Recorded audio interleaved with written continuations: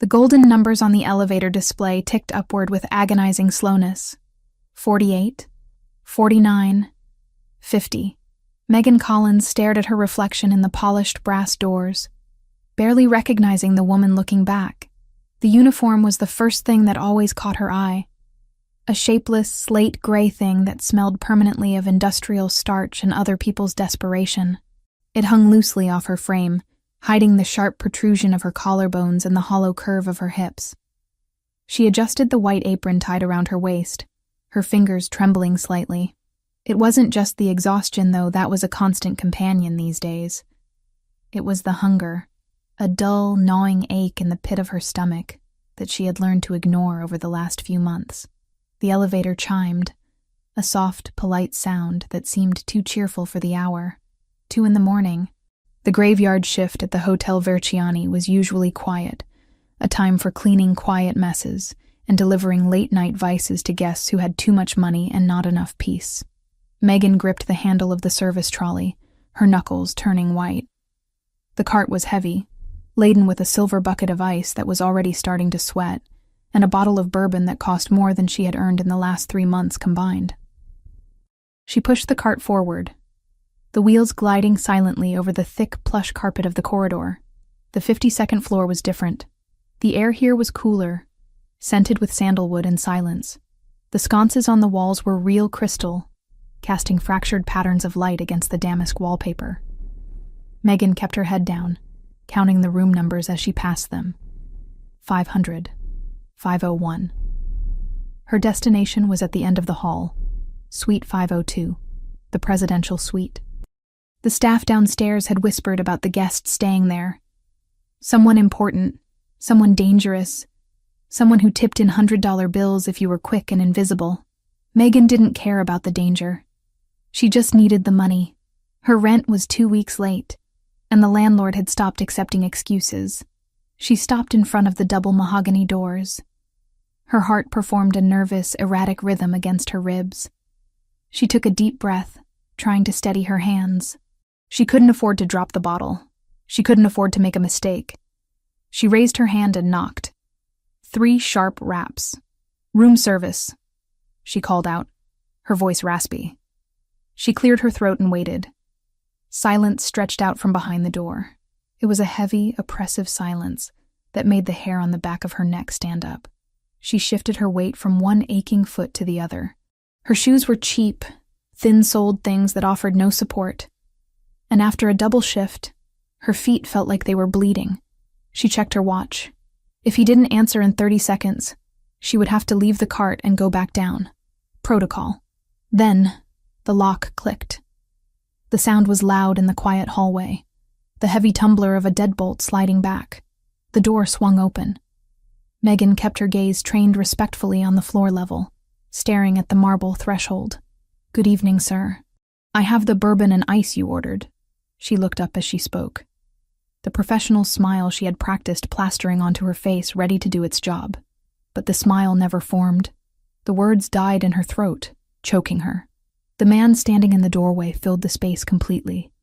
He was tall, imposing, radiating a kind of raw, kinetic energy that made the air around him feel charged. He wasn't wearing a shirt.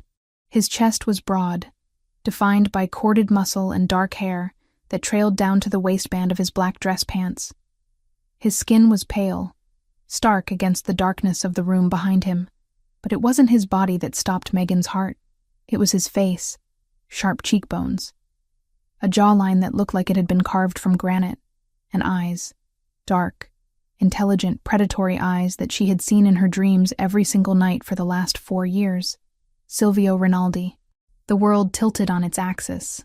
The hallway, the hotel, the cart, the crushing weight of her debts. It all vanished, replaced by a singular, terrified realization. It was him. He looked older. There was a hardness to him that hadn't been there before. A coldness in the set of his mouth. He looked like a man who hadn't slept in a week, his hair messy, his posture tense. He was staring at her, but there was no recognition in his eyes at first. He just saw a member of the staff. A uniform. A servant. "Leave it," he said, his voice a low rumble that vibrated through the floorboards and straight up into her bones. He didn't even look at her face. He reached into his pocket, pulled out a clip of cash, and tossed a bill onto the tray without glancing at it. Go. Megan couldn't move. She couldn't breathe. Her brain was screaming at her to run, to turn the cart around and flee before he really looked at her. But her body was frozen. She stared at him.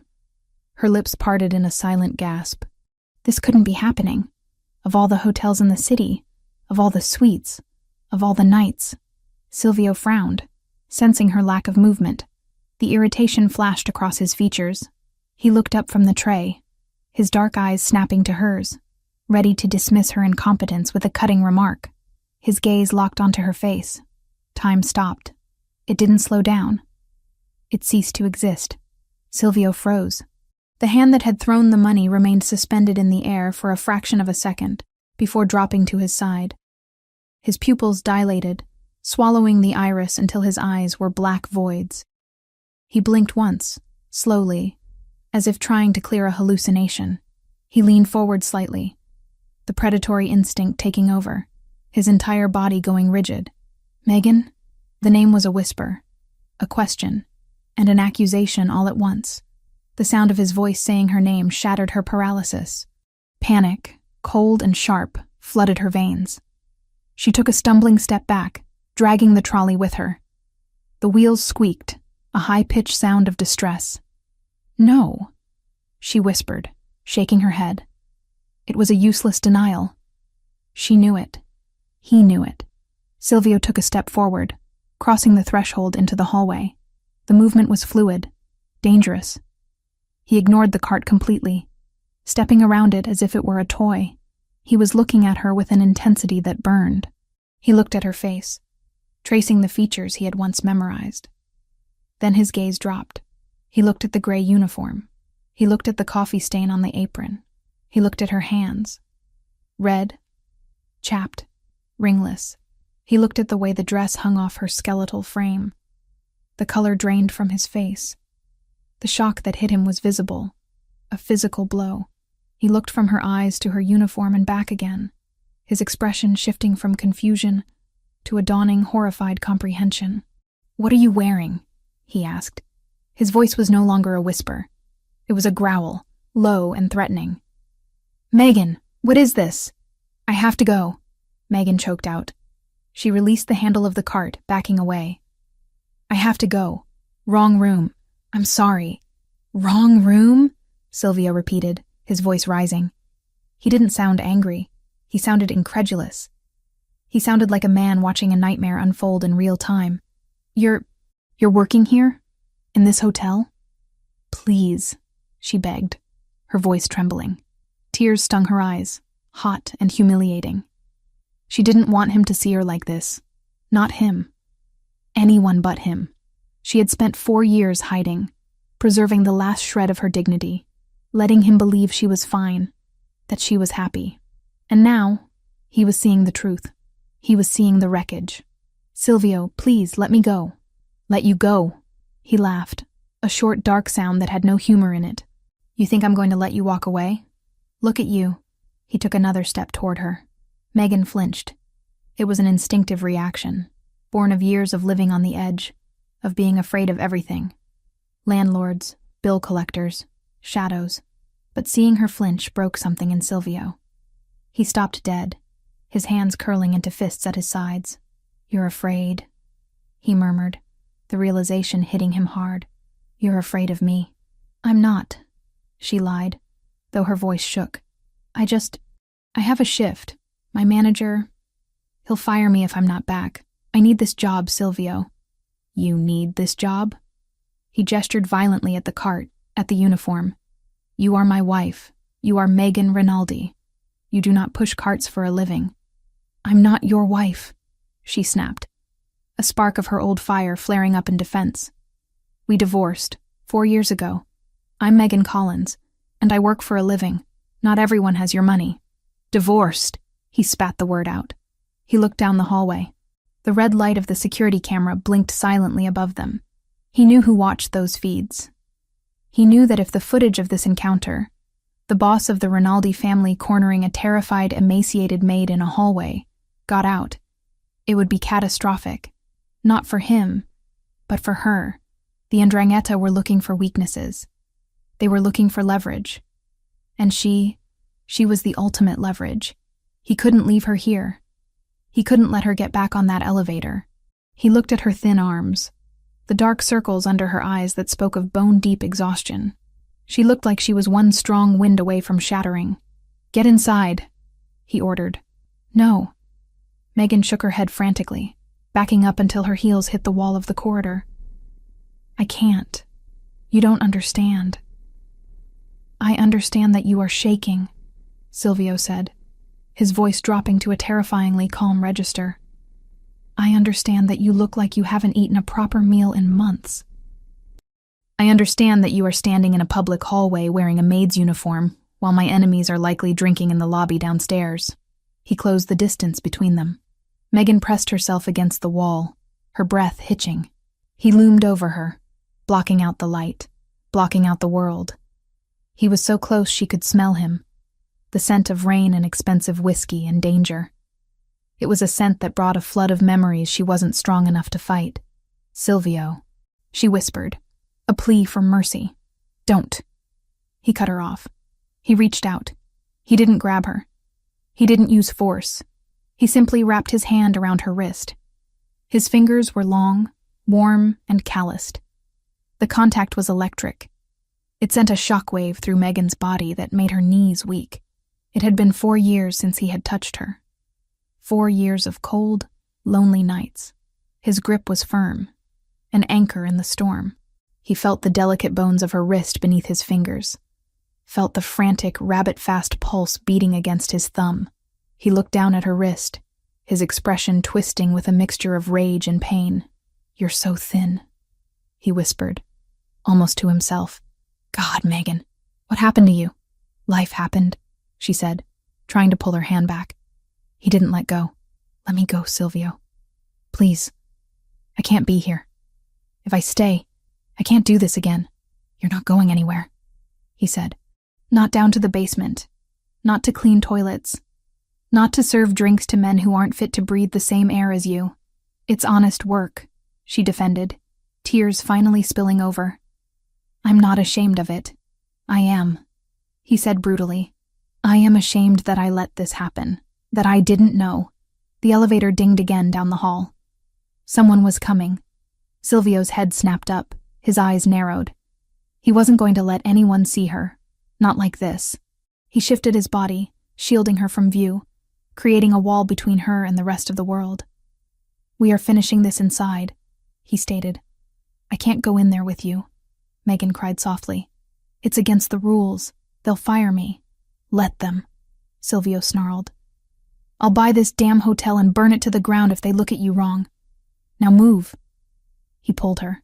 It wasn't a request. It was a physical command. He tugged her away from the wall, guiding her toward the open door of the suite. Megan stumbled, her feet tangling in the oversized hem of her dress. She gripped his forearm to steady herself, her fingers digging into his bare skin. The muscle beneath was hard as iron. She looked at the open door. It looked like a mouth waiting to swallow her whole. She knew that if she crossed that threshold, her life as Megan Collins, the invisible maid, was over. She knew that once Silvio Rinaldi had her behind closed doors, he would never let her return to the shadows. "Silvio, wait." She tried one last time, digging her heels into the carpet. He didn't wait. He didn't stop. He pulled her across the threshold, into the dim, warm sanctuary of the suite. He kicked the door shut behind them with a heavy final thud. The lock engaged automatically. The silence of the room enveloped them instantly. The hallway, the cart, the job. It was all gone. There was only him. There was only the way he was looking at her. Like he had found a lost treasure that had been broken and tarnished, and he was ready to kill anyone who had dared to touch it. Megan stood in the entryway, shivering, trapped. And for the first time in 4 years, terrifyingly, completely safe, the heavy thud of the deadbolt sliding into place echoed through the cavernous suite like a gavel striking a judge's bench. It was a final, irrevocable sound that severed the connection between the silent, carpeted hallway and the high-stakes world Megan had just been dragged back into. She stood frozen just inside the entrance, her back to the door, her hands trembling violently at her sides. The air in the suite was different from the corridor. It was richer, heavier, scented with the expensive leather of Italian furniture and the faint, lingering aroma of Silvio's cologne, a mix of bergamot, tobacco, and something uniquely, terrifyingly him. Silvio didn't move immediately. He stood a few feet away, his chest rising and falling with a controlled, rhythmic intensity that betrayed the storm raging beneath his stoic surface. The dim light of the crystal chandelier cast long, sharp shadows across his face, highlighting the harsh angles of his jaw and the predatory focus in his dark eyes. He wasn't looking at the room. He was looking at her. He was dissecting her. He was taking in the fraying hem of the gray polyester uniform, the way the fabric hung loosely over her hips, the scuffed tips of her cheap black work shoes. "Turn around," he commanded. His voice was low, devoid of the shouting that had echoed in the hallway, but it carried a weight that made disobedience impossible. Megan turned slowly, her movements stiff and jerky. She felt like an intruder in a palace, a stain on a masterpiece. She kept her eyes lowered, unable to meet his gaze. The shame was a physical thing, a hot, suffocating blanket that wrapped around her throat. She had spent 4 years building a wall between herself and this life, telling herself that she was better off poor and free than rich and endangered. But standing here now, shivering from a combination of air conditioning and adrenaline withdrawal, she didn't feel free. She felt broken. "Look at me," Silvio said. She forced her chin up, her hazel eyes locked with his obsidian ones. The intensity of his stare almost made her knees buckle. He wasn't looking at her with disgust, as she had feared. He was looking at her with a profound, terrifying confusion that was slowly hardening into fury. "You are shaking," he observed, stepping closer. The heat radiating from his bare chest was palpable, a furnace against the chill that had settled into her bones. Is it fear? Or is it hunger? Megan opened her mouth to lie, to say she was fine, but the truth was too heavy to hold back. "Both," she whispered. Silvio flinched as if she had struck him. He reached out, his hand hovering near her face before he clenched it into a fist and dropped it to his side, as if he didn't trust himself to touch her again without shattering her. He turned abruptly, pacing away from her toward the center of the living area. The suite was expansive, a testament to the power of the Rinaldi name. Floor-to-ceiling windows offered a panoramic view of the city skyline, a glittering expanse of lights that looked beautiful and cold. "Sit," he barked, gesturing to a velvet armchair near the unlit fireplace. Megan didn't argue. Her legs were vibrating with exhaustion. She walked over to the chair and sank into it. The velvet was soft, impossibly soft, a stark contrast to the hard plastic chairs in the employee break room in the basement. She wrapped her arms around her waist, trying to hold herself together. Silvio stopped pacing and turned to face her. He ran a hand through his dark hair, disrupting the severe style, making him look wilder, more dangerous. "We are going to talk," he stated. "And you are going to tell me the truth. No more lies. No more running." "I wasn't running," Megan said, her voice gaining a fraction of strength. "I was working. I have a job, Silvio." "A job?" He laughed, a harsh, incredulous sound. He walked over to the mini-bar, not the service cart she had abandoned in the hall, but the private cabinet built into the wall. He poured a glass of water, his movements sharp and angry. He brought it to her, thrusting it into her hand. "Drink. You look like you're going to pass out." Megan took the glass with both hands to keep it steady. She drank greedily, the cool water soothing her parched throat. She hadn't realized how thirsty she was. When she lowered the glass, Silvio was still looming over her, his arms crossed over his chest, his biceps flexing with the tension. "Where is the money, Megan?" he asked. The question was a blade, sharp and direct. Megan set the glass down on the side table, the coaster clinging to the wet bottom. "I don't have it. Don't lie to me," Silvio growled, leaning down until his face was level with hers. The settlement was millions. It was enough to buy this entire hotel, not clean its toilets. "Did you spend it? Did you give it to someone? Is there a man?" The accusation hung in the air, thick and poisonous. Megan looked at him, seeing the jealousy flare in his eyes. That familiar, irrational jealousy that she had once mistaken for lack of trust, before she understood it was his twisted form of care. "There is no man," she said quietly. "There never was. And I didn't spend the money. Then where is it?" he demanded, his voice rising. "Why are you wearing rags? Why are your hands?" He reached out and grabbed her left hand, pulling it up to inspect the rough red skin, the calluses on her palm, the chipped nails. "Why do your hands look like this?" "Because I never touched the money," Megan said, pulling her hand back. "I never signed the access papers for the account you set up. I left it all there. Every cent." Silvio stared at her, stunned. He straightened up, looking at her as if she were speaking a foreign language. "You walked away with nothing?" "I walked away with my life," she corrected him. "I didn't want your money, Silvio. I wanted out. I wanted to be safe. I thought if I didn't take anything, I wouldn't owe you anything. I thought it would make the break clean." Clean. He looked around the opulent room, then back at her emaciated form. "You call this clean? You are starving, Megan. You are destroying yourself to prove a point? What kind of pride is this?" "It wasn't pride," Megan cried out, the dam finally breaking. "It was survival. And then Mom got sick." The room went silent. Silvio's expression shifted instantly. The anger didn't disappear, but it changed, morphing into a sharp alertness. He remembered her mother. Martha Collins was a kind woman, one of the few people who had looked at Silvio Rinaldi and seen a man, not a monster. She had baked him cookies when they first started dating. She had knitted him a scarf he still kept in the back of his closet. "Martha?" Silvio asked, his voice softer. "What happened?" "Cancer," Megan whispered. The word felt like a stone in her mouth. "Pancreatic. It hit fast, but not fast enough. The diagnosis came right after I left you, 2 months after the divorce papers. And from there it was years of fighting and dying in slow motion." Silvio closed his eyes for a brief second. "Why didn't you call me?" "I couldn't," she said, tears spilling over her lashes again. "I couldn't drag you back into my life. I had to do it alone. The treatments, the specialists, the experimental drugs. None of insurance covered the ones that actually gave her a chance. I spent my savings. I sold the jewelry. I sold the car. I worked 3 jobs." "And the settlement money?" Silvio asked, though he suspected he knew the answer. "I told you I couldn't touch it," Megan sobbed softly, wiping her face with the back of her hand. "If I used your money, you would have known where I was. You would have come.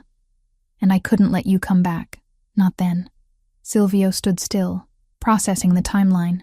While he had been tearing apart his office in fits of rage, thinking she was sipping champagne on a beach in the south of France, laughing at him, she had been sitting in hospital waiting rooms, watching her mother fade away, counting pennies for a cafeteria sandwich. The guilt hit him like a physical blow to the gut. It was a nausea that churned in his stomach. "Where is she now?" Silvio asked, though the hollowness in Megan's eyes gave him the answer before she spoke. "Is she at Mount Sinai or Presbyterian? I will have her moved to a private clinic tonight. I will fly in specialists from Zurich."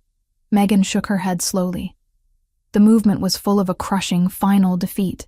"She's gone, Silvio," she whispered. "She died 3 months ago." Silvio felt the air leave the room. He looked at Megan, really looked at her, and saw the shadow of grief that lay over her like a shroud. He saw the way her shoulders slumped, not just from the weight of the serving tray, but from the weight of the coffin she had likely carried alone. 3 months, he repeated hollowly.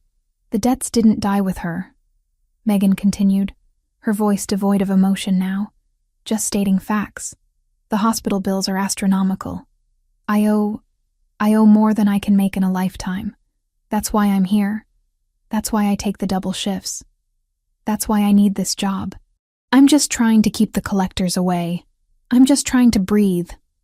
Silvio turned away from her. He walked to the window and placed his hands against the cold glass, looking out at the city he ruled. He owned half the buildings in this skyline. He moved millions of dollars with a single phone call. And while he played king, His wife, because in his heart she had never stopped being his wife, had been drowning. She had been living a nightmare of slow agony, alone. He clenched his fists so hard against the glass that the knuckles turned white. He hated himself in that moment. He hated his pride. He hated the silence he had allowed to stretch between them. But more than anything, he hated the universe for testing her so brutally. He turned back to her. The look on his face was terrifying in its resolve. The confusion was gone. The hesitation was gone.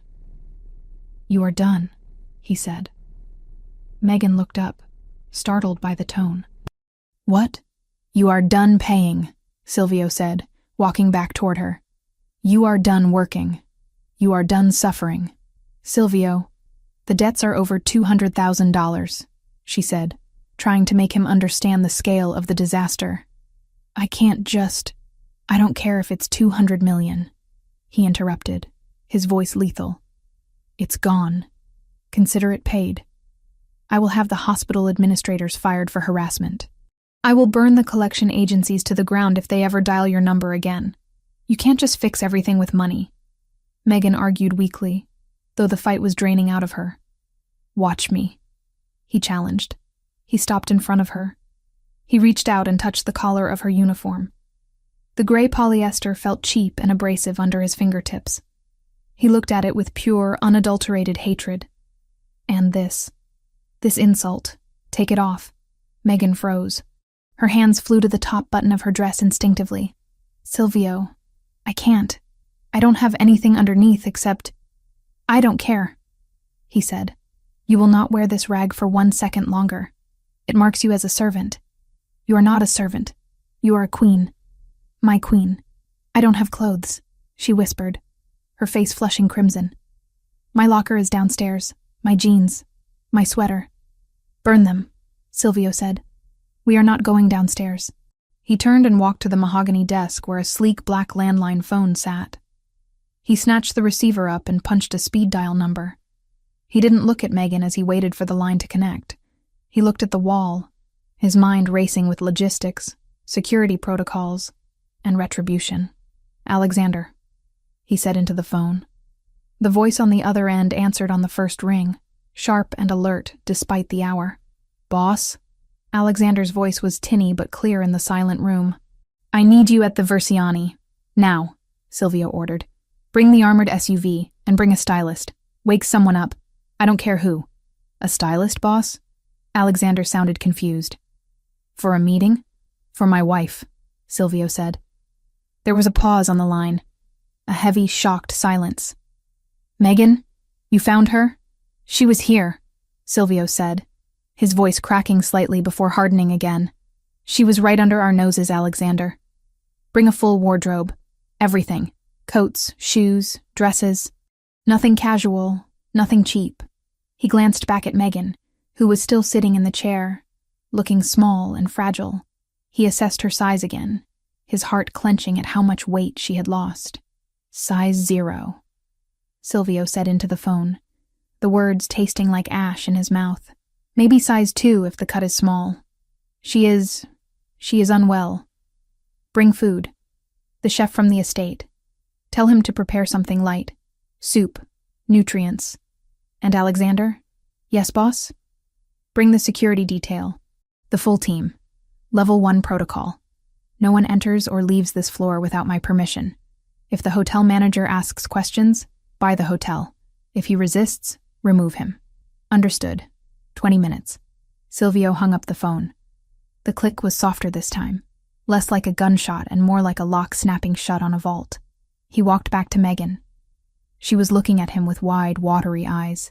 She looked terrified, but beneath the fear, there was something else. Relief. A profound, overwhelming relief that she tried to hide. She had been carrying the world on her shoulders for so long that she had forgotten what it felt like to put it down. "You can't just take over my life," she whispered, but the protest lacked heat. It was a reflex, a ghost of her old independence. "I already have," Silvio said. He knelt in front of her. It was a gesture of submission that no one in the underworld would ever believe Silvio Rinaldi was capable of. He took her hands in his, covering her rough skin with his warm palms. You tried it your way, Megan. You tried to be noble. You tried to do it alone. And look where it got you. Look at what it did to you. He brought her hands to his lips, kissing the knuckles that were red from scrubbing floors. Let me do this, he murmured against her skin. Let me take care of you. Stop fighting me. Just for tonight. Stop fighting. Megan looked at him, the man she had loved, the man she had left to save. She looked at the dark circles under his eyes, the tension in his shoulders. She realized that he had been suffering too, in his own way, and she was so tired. She was so incredibly tired of counting coins, of ducking her head, of being invisible. I'm tired, Silvio, she admitted, her voice breaking. I know, he said. I know, Bella. You don't have to be strong anymore. I have enough strength for both of us. The manager? She said, a last weak worry. He'll call the police if I don't return the cart. Let him call, Silvio said, his eyes darkening. The police work for me. The city works for me. And as of this moment, you work for no one. He stood up, pulling her gently to her feet. She wobbled, her equilibrium thrown off by the sudden movement and the emotional whiplash. Silvio caught her instantly, his arm wrapping around her waist, solid and unbreakable. He held her against him, not in a sexual embrace, but in a protective one. He was shielding her from the air itself. Go to the bathroom, he said, nodding toward the marble-tiled sanctuary to the left. Take a shower. Wash this place off your skin. Wash the smell of that detergent out of your hair. There are robes in there. Put one on. By the time you come out, Alexander will be here. Megan hesitated. And my uniform? Leave it on the floor, Silvio said, his voice vibrating with disgust. I will have it burned. You will never wear it again. You will never serve another person as long as you live, Megan. That life is dead. You hear me? It is dead. Megan looked at the door to the bathroom, then back at the door to the hallway. She knew that walking into that bathroom was a surrender. It was accepting that she was no longer Megan Collins, the struggling maid. She was returning to the cage. But looking at Silvio, seeing the raw pain and fierce determination in his eyes, she realized it wasn't a cage. It was a fortress, and right now, with the wolves of poverty and grief nipping at her heels, a fortress was exactly what she needed. Okay, she whispered. She stepped away from him, her hand lingering on his arm for a fraction of a second before she turned. She walked toward the bathroom, her footsteps silent on the thick carpet. She felt Silvio watching her every step, standing guard, a sentinel who would burn the world down before he let her fall again. She opened the door to the bathroom and stepped inside. The lights were bright, reflecting off white marble and gold fixtures. She caught sight of herself in the massive mirror, the gray dress, the stained apron, the hollow cheeks. She reached up and unpinned the name tag. Megan, housekeeping. She unclasped the pin and let the plastic tag fall. It hit the marble floor with a sharp clatter. Silvio heard the sound from the other room. He stood in the center of the suite, listening to the water turn on. He closed his eyes and exhaled a breath. He felt like he had been holding for 4 years. She was here. She was safe. But then his eyes snapped open, and they were cold, hard flint. She was safe, yes, but someone had made her suffer. Someone had threatened her 4 years ago. Someone had sent those photos. Someone had forced her to leave him, and in doing so, had condemned her to poverty and condemned her mother to a lonely death. Silvio walked over to the window and looked out at the city again. The relief was being replaced by a cold, calculating rage. He would find out who did it. He would find out who had stolen 4 years of their lives. And when he did, he wouldn't just kill them. He would make them wish they had died in the womb. Alexander, he whispered to the empty room. Bring the guns too. He turned back to the bathroom door, waiting. The shower was running. The nightmare of the hallway was over. The war for the future had just begun. The armored SUV hummed with a low, vibrating power as it cut through the city streets. A mobile fortress designed to repel bullets, bombs, and the outside world. Inside, the silence was absolute. save for the rhythmic thrum of the tires against the asphalt. Megan sat in the back seat, her body rigid, wrapped in a cashmere coat that Alexander had brought, a coat that cost more than the total earnings of her last 3 years. It was soft, impossibly warm, and smelled faintly of the cedar closet in the Rinaldi estate, a scent that triggered a cascade of memories she wasn't ready to face. Silvio sat beside her. He didn't touch her, but his presence was a physical weight, a gravitational pull that she had to actively resist. He was on his phone, typing furiously, his thumb moving across the screen with lethal precision. He wasn't just sending texts, he was moving armies. He was dismantling the life she had built, the hotel job, the manager, the anonymity, and erasing it from existence. Every few seconds he would glance at her, his dark eyes scanning her profile, checking to see if she was still there, as if he expected her to dissolve into mist. "Alexander," Silvio said, his voice breaking the silence. "ETA. 3 minutes, boss," Alexander replied from the driver's seat. His eyes met Megan's in the rearview mirror. There was no judgment in them, only a profound, stunned relief. Alexander had been Silvio's shadow for a decade. He knew exactly what the loss of Megan had done to the man sitting in the back seat. "The team is ready." Megan swallowed hard, her throat dry. "Silvio," she whispered, "what are you going to tell them?"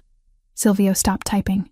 He turned to her, the blue light of the phone screen illuminating the harsh planes of his face. "Tell who?" "The staff. The guards," she said, pulling the coat tighter around herself. "They know I left. They know. They think I abandoned you. They'll hate me. They work for me," Silvio said, his tone leaving no room for argument. "Their opinions are irrelevant, and they don't hate you. They mourned you. I'm not dead," she murmured. "You were to this house," he countered. "For 4 years, this family has been a ghost ship. You were the only thing that made it a home. Without you, it was just a headquarters for war." The car slowed, turning off the main road onto the winding private drive that led to the Rinaldi estate. The iron gates, massive and imposing, began to swing open before the vehicle even came to a halt. Megan watched the familiar landscape pass by the tinted windows, the manicured hedges, the stone fountains, the long line of oak trees that lined the driveway. It was exactly as she remembered it, frozen in time, a pristine monument to a life she had been forced to incinerate. As the SUV pulled up to the main entrance, the reality of what was happening crashed down on her. She wasn't just visiting, she was returning. And she was terrified that the threat, the one that had driven her away, was waiting for her inside those walls. Alexander parked the car and killed the engine. Before Megan could reach for the door handle, Silvio was already outside. He opened her door, offering his hand. The gesture was courtly, old-fashioned, and completely at odds with the violence she knew he was capable of. She looked at his hand. Large, scarred on the knuckles, steady as a rock. She placed her trembling fingers in his palm. He pulled her out, but he didn't let go. He tucked her hand into the crook of his arm, anchoring her to him. Steps clicked against the stone pavement. The front doors of the mansion opened, and the household staff spilled out, lining up with military precision. There was Mrs. Rossi, the housekeeper, looking older, her face lined with new wrinkles. There was Marco, the head of the perimeter security. There were faces she knew, and faces she didn't. Megan braced herself for the glares, for the whispers of gold digger or traitor. She kept her chin down, staring at the gravel. "Welcome home, Mrs. Rinaldi." Mrs. Rossi's voice wavered. Megan's head snapped up. The older woman was crying, not polite, hidden tears, but open weeping. Mrs. Rossi stepped forward, breaking the line of protocol, and looked at Silvio for permission. He gave a curt nod. Mrs. Rossi reached out and grasped Megan's free hand, squeezing it tightly. "We thought..." Mrs. Rossi choked out. "We didn't know if we would ever see you again. You look so thin, cara mia. So thin." "I'm okay, Mrs. Rossi," Megan whispered, fighting the burn in her own eyes. "I'm okay now. Prepare the master suite," Silvio ordered, his voice cutting through the emotional reunion. And have chef prepare a light meal, soup, something easy to digest. Bring it to the room. The master suite, sir? Marco asked, his eyes darting between Silvio and Megan. Not the guest wing? Did I stutter? Silvio's gaze was lethal. She is my wife. She sleeps in my bed. If anyone has a problem with that, they can leave their badge at the gate and walk home. No, sir. Understood, Marco said quickly, signaling the team to stand down and secure the perimeter. Silvio guided her inside. The foyer was vast, with a double staircase that curved up to the second floor like the ribs of a giant beast. The crystal chandelier overhead cast a prism of light on the marble floor. It was cold. That was the first thing Megan noticed. The house felt cold, sterile, as if no one had lived here, really lived here since she left. There were no fresh flowers on the central table, just a sculpture of abstract bronze. It's quiet, she noted. I stopped entertaining, Silvio said briefly. I stopped doing a lot of things. He led her up the stairs. Every step felt like walking backward in time. When they reached the double doors of the master bedroom, Megan hesitated. This was the heart of the house. This was where they had spent lazy Sunday mornings, where they had argued, where they had made love. Silvio pushed the doors open. Megan stepped inside and gasped. It was exactly the same. Her vanity table was still cluttered with the perfume bottles she had left behind. Chanel, Jo Malone, nearly empty bottles that had gathered dust. Her favorite throw blanket was folded at the foot of the bed. A book she had been reading 4 years ago, a paperback novel with a cracked spine, was still sitting on the nightstand on her side of the bed, a bookmark marking page 142. You kept it, she breathed. I couldn't touch it, Silvio admitted, closing the door behind them and locking it. The maids were instructed to clean around it. If they moved a single item, they were fired. I needed to know that you existed, that I hadn't hallucinated our marriage. He walked over to her, removing the heavy cashmere coat from her shoulders. Underneath, she was wearing a silk dress Alexander had brought to the hotel, a deep navy blue that hung loosely on her frame, but was a vast improvement over the maid's uniform. I have to go back out, Silvio said abruptly. Megan spun around, panic flaring in her chest. What? You're leaving? I have business to conclude, he said, his face hardening into the mask of the capo. The Hotel Versiani, the manager who threatened to fire you, the people who watched you starve and did nothing. I need to have a conversation with them. Silvio, don't, she pleaded, grabbing his arm. It doesn't matter. They were just doing their jobs. I was late. You were my wife, he snarled, and they treated you like a slave. I am going to ensure that never happens again. I will be back in an hour. You are safe here. The perimeter is locked down. Alexander is outside the door. No one gets in. Please don't hurt them, she whispered. I will do what is necessary, was all he said. He kissed her forehead, a hard, brief press of his lips that felt like a brand, and then he was gone. The hour that followed was agonizing. Megan wandered the room like a ghost haunting her own life. She went to the bathroom, the size of her entire apartment in the city, and ran her fingers over the marble countertops. She opened the closet. Her clothes were still there. The dresses she had worn to galas, the jeans she wore on weekends, the silk robes. It was a mausoleum of Megan Collins. She sat on the edge of the bed, the mattress sinking under her weight. It was too soft. After years of sleeping on a lumpy futon, the luxury felt wrong, unearned. She looked at the book on the nightstand. She picked it up, opening it to the bookmark. It was a receipt for a coffee she had bought the day before she left. The date stared up at her, a timestamp from another life. When the door handle turned, she jumped. Silvio walked in. He had changed. The suit he had worn at the hotel was gone, replaced by fresh black trousers and a black button-down shirt. The sleeves rolled up to his elbows. He looked cleaner, but the air around him crackled with violence. There was a faint redness on his knuckles that hadn't been there before. Megan decided not to ask about the hotel manager. Behind him, a cart was wheeled in by Mrs. Rossi. It wasn't a hotel cart with squeaky wheels. It was a silent, elegant trolley bearing silver platters. Dinner, Silvio announced. Mrs. Rossi set the table on the balcony, a small private space overlooking the gardens, and then retreated quickly, sensing the heavy atmosphere. Silvio pulled out a chair for Megan. Sit. Eat. It was a command, but there was desperation in it. He sat opposite her, watching her like a hawk. The meal was simple: a rich vegetable broth, warm bread, and grilled chicken. Megan picked up her spoon, her hand shaking slightly. The first mouthful was difficult. Her stomach had shrunk so much that food felt foreign. But the taste, it was rich, seasoned, warm. It tasted like safety. Silvio didn't eat. He poured himself a glass of dark red wine and watched her. He watched every spoonful she took, as if her nourishment was the only thing keeping him tethered to the earth. "You look like you're in pain," he said quietly, after she had managed half the bowl. "I'm not used to it," she admitted. "Full meals.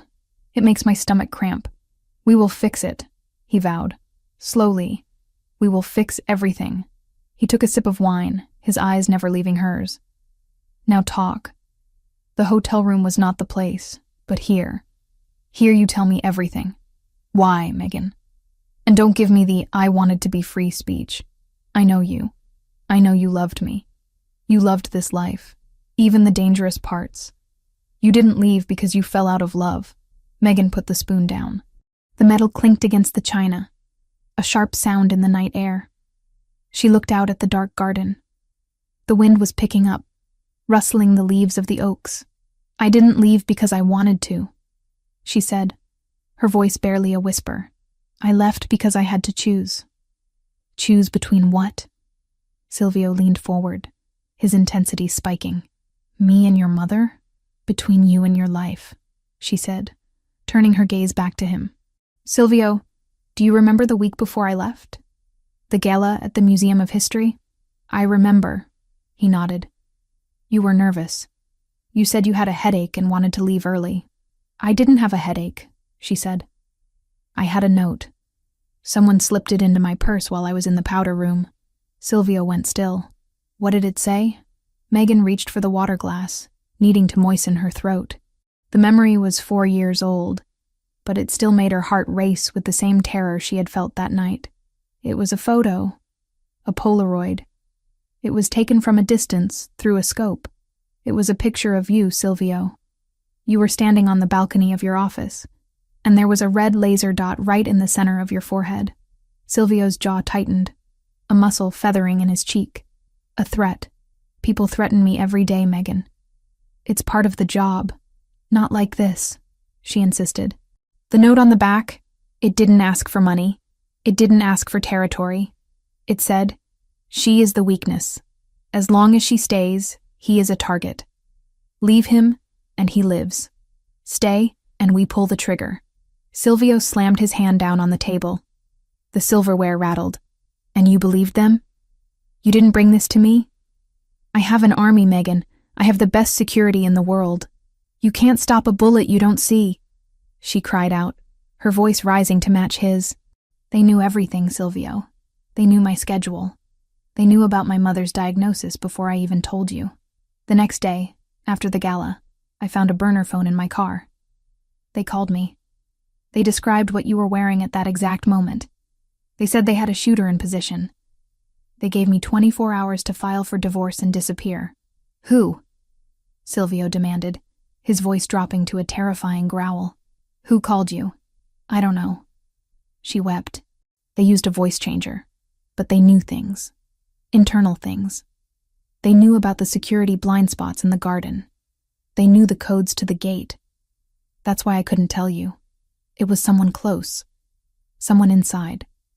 If I told you, and you started asking questions, they would know I talked. And they would have killed you."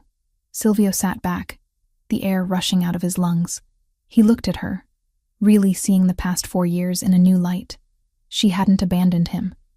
She had saved him. She had sacrificed her happiness, her financial security, her time with her dying mother, all to ensure that he kept breathing.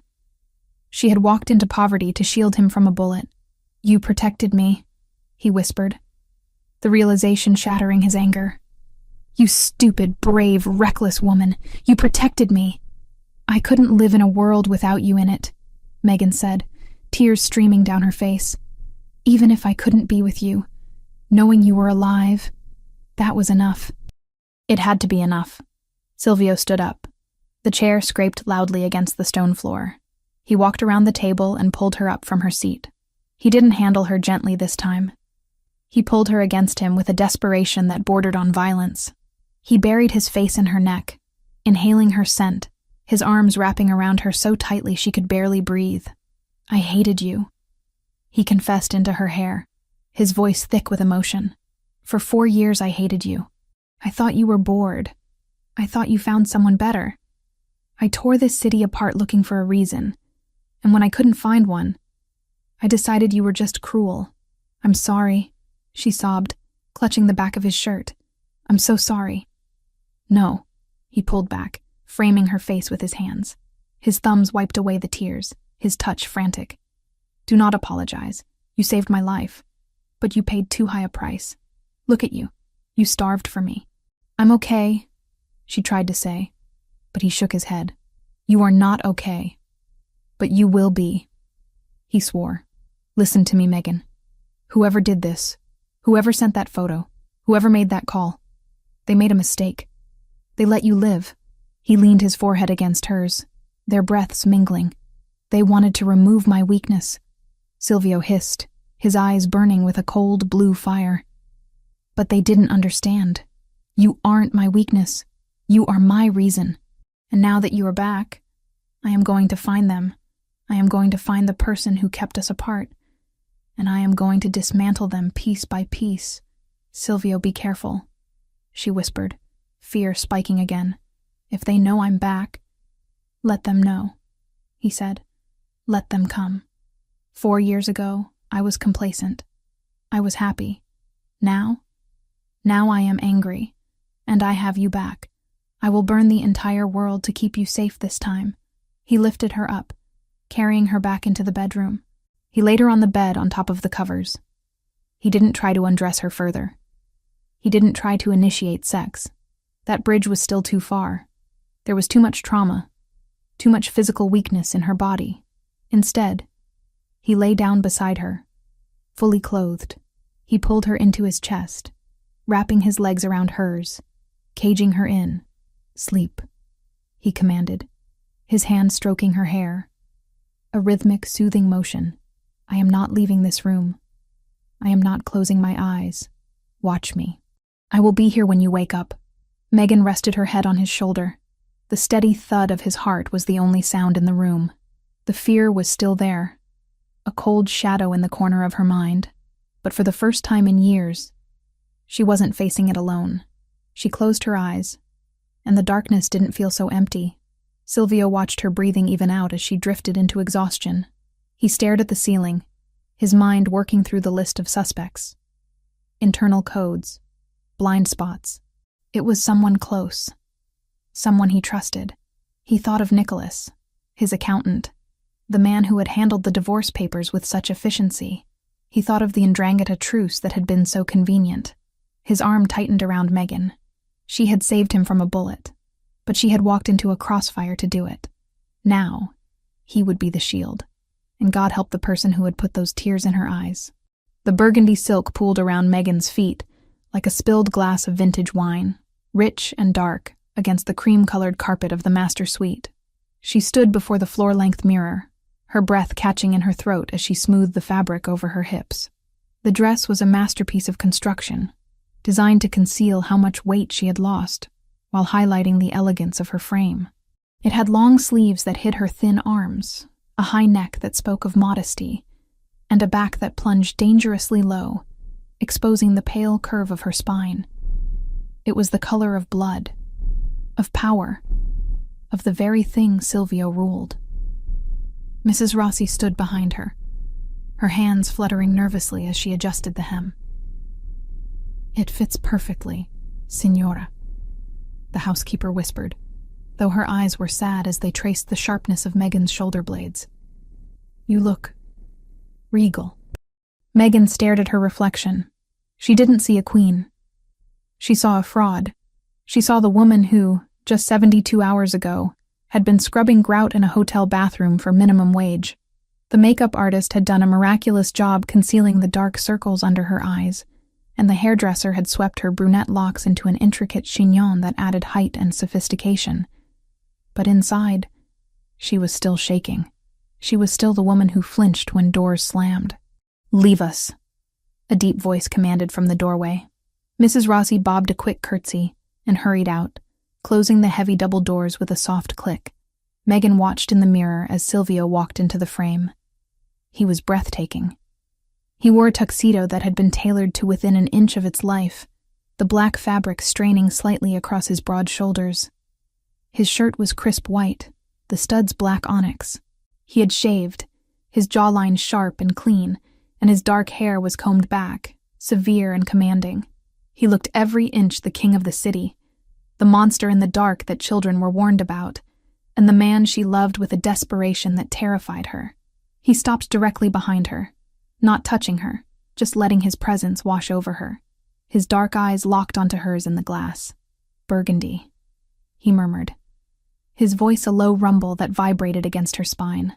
"I told them red, but this is better. It suits you. You look dangerous." "I look like I'm playing dress-up," Megan whispered, her fingers trembling where they rested on her stomach. "Silvio, I can't do this. I can't go out there.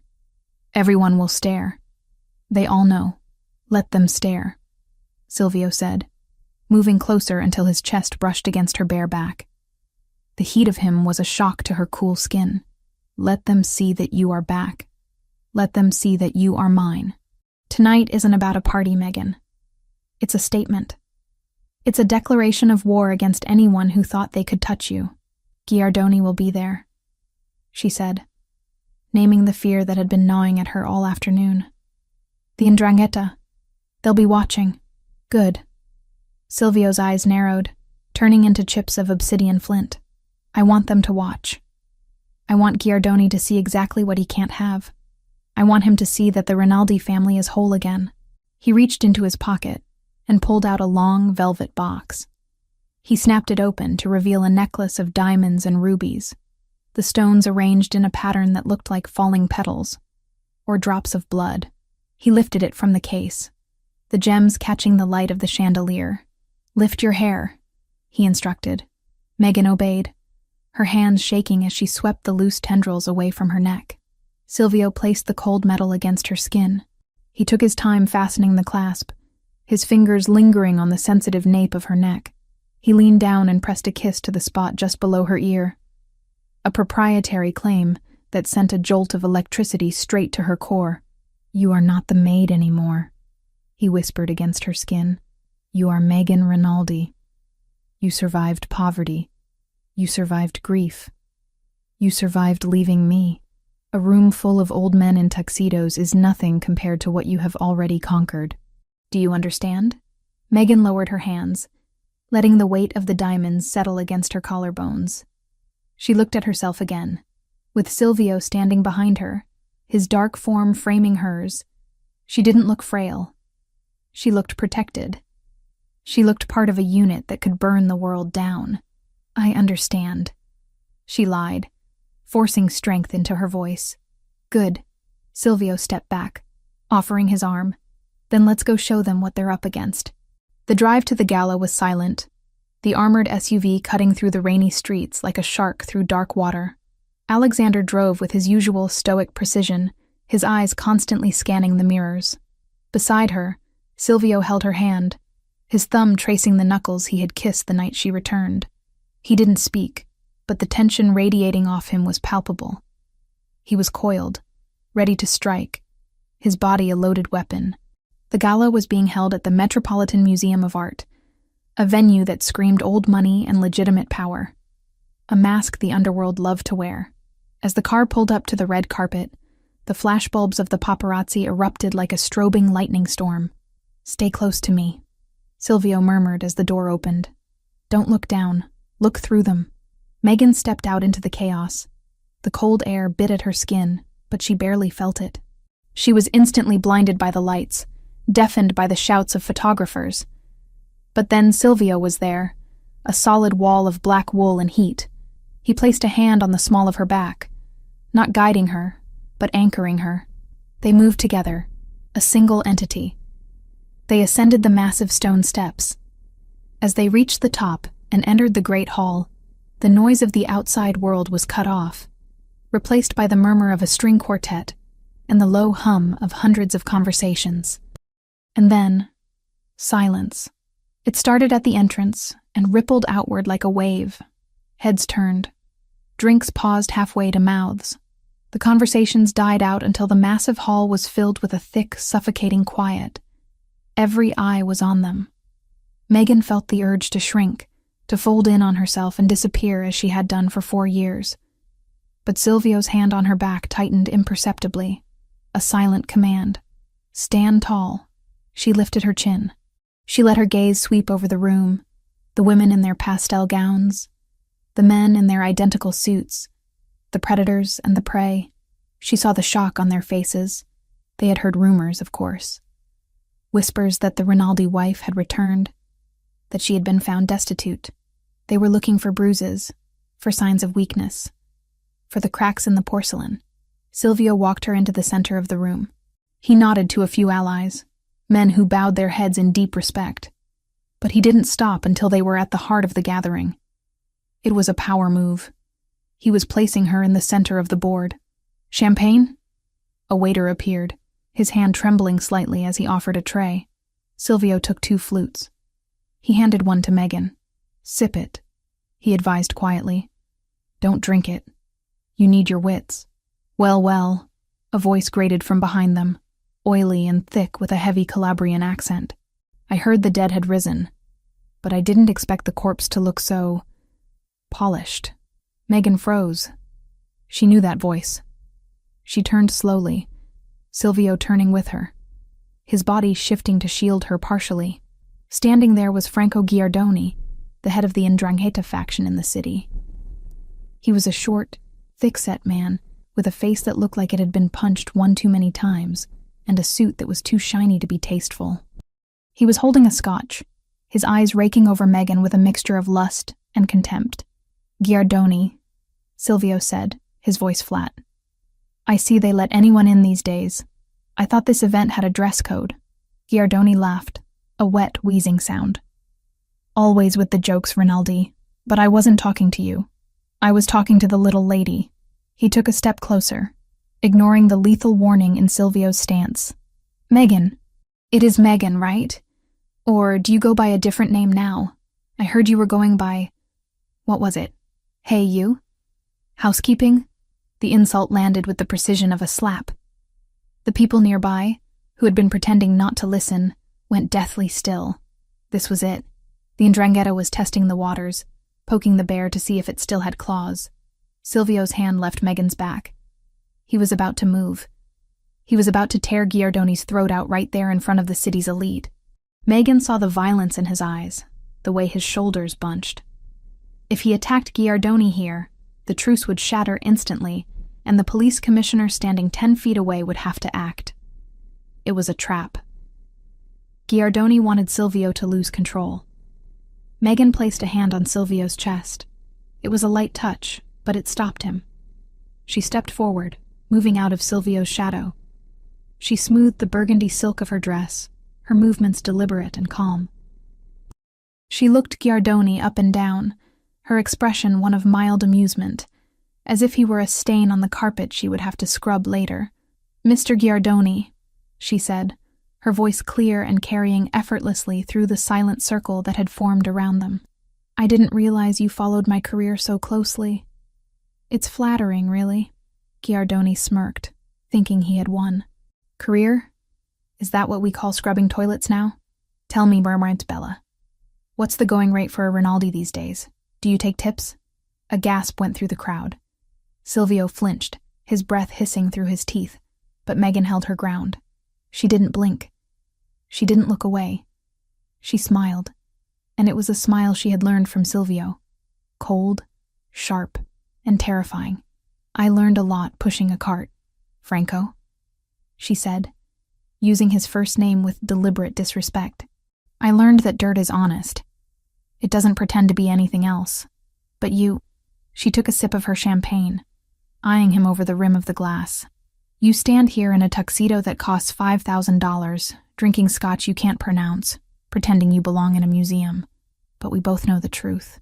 She took a step closer to him, invading his personal space, forcing him to look up at her because of her heels. Some people clean the trash, Megan whispered, loud enough for the inner circle to hear. And some people are the trash. No amount of money will ever scrub the stench off you, Franco. You smell like a desperate second best. Giardoni's face turned a mottled purple.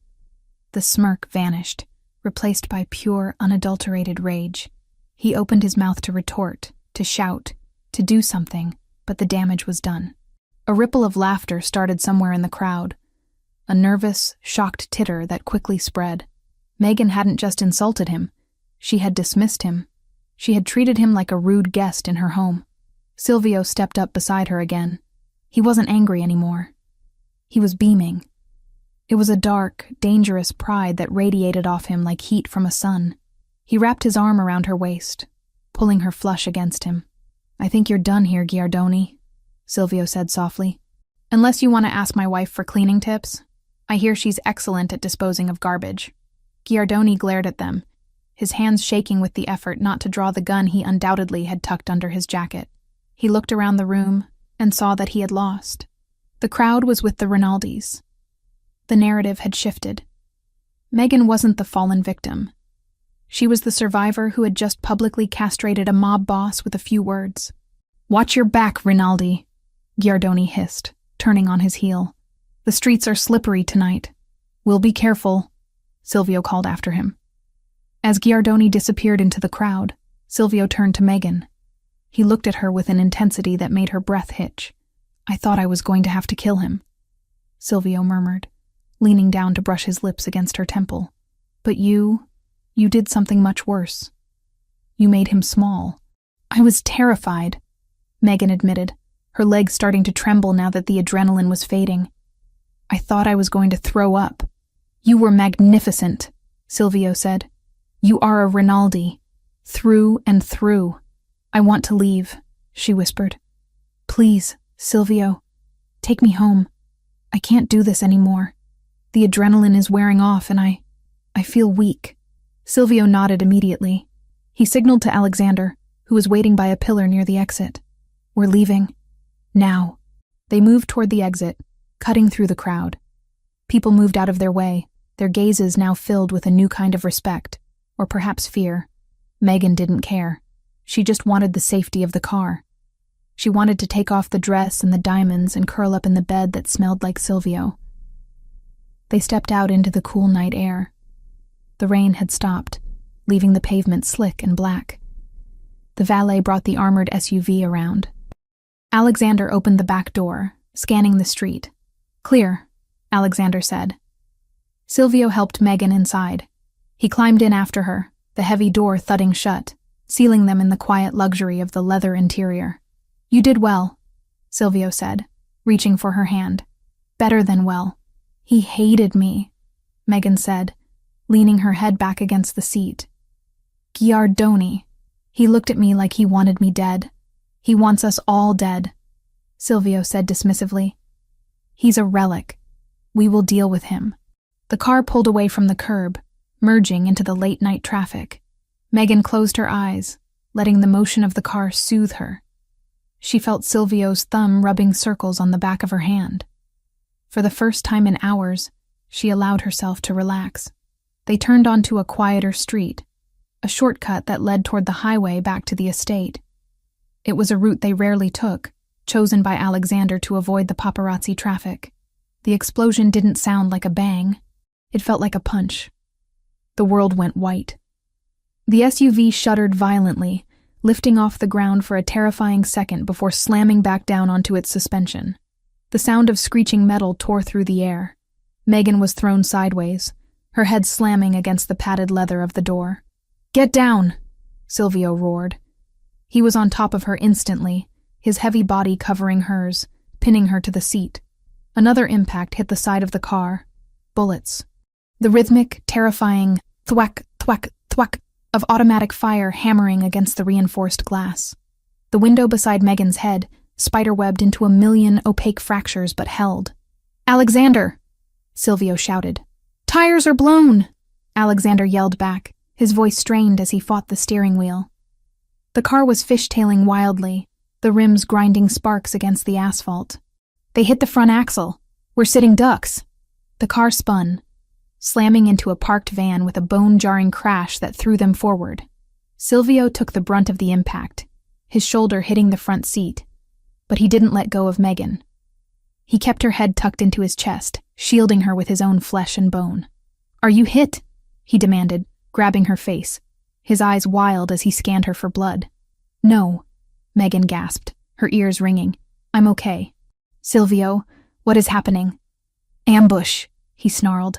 He reached under his tuxedo jacket and pulled out a handgun, a sleek black weapon she hadn't even known he was carrying. "Stay down. Do not lift your head. Do not look out the window." The firing stopped for a second, replaced by the sound of engines revving. "Motorcycles. They're circling," Alexander reported, drawing his own weapon. 4 bogeys, maybe 5. Silvio looked at the spider-webbed window. The glass was holding, but it wouldn't hold forever. He looked at Megan. She was curled in a ball on the floor of the car, the burgundy dress ruined, her eyes wide with terror. But she wasn't screaming. She was waiting for instructions.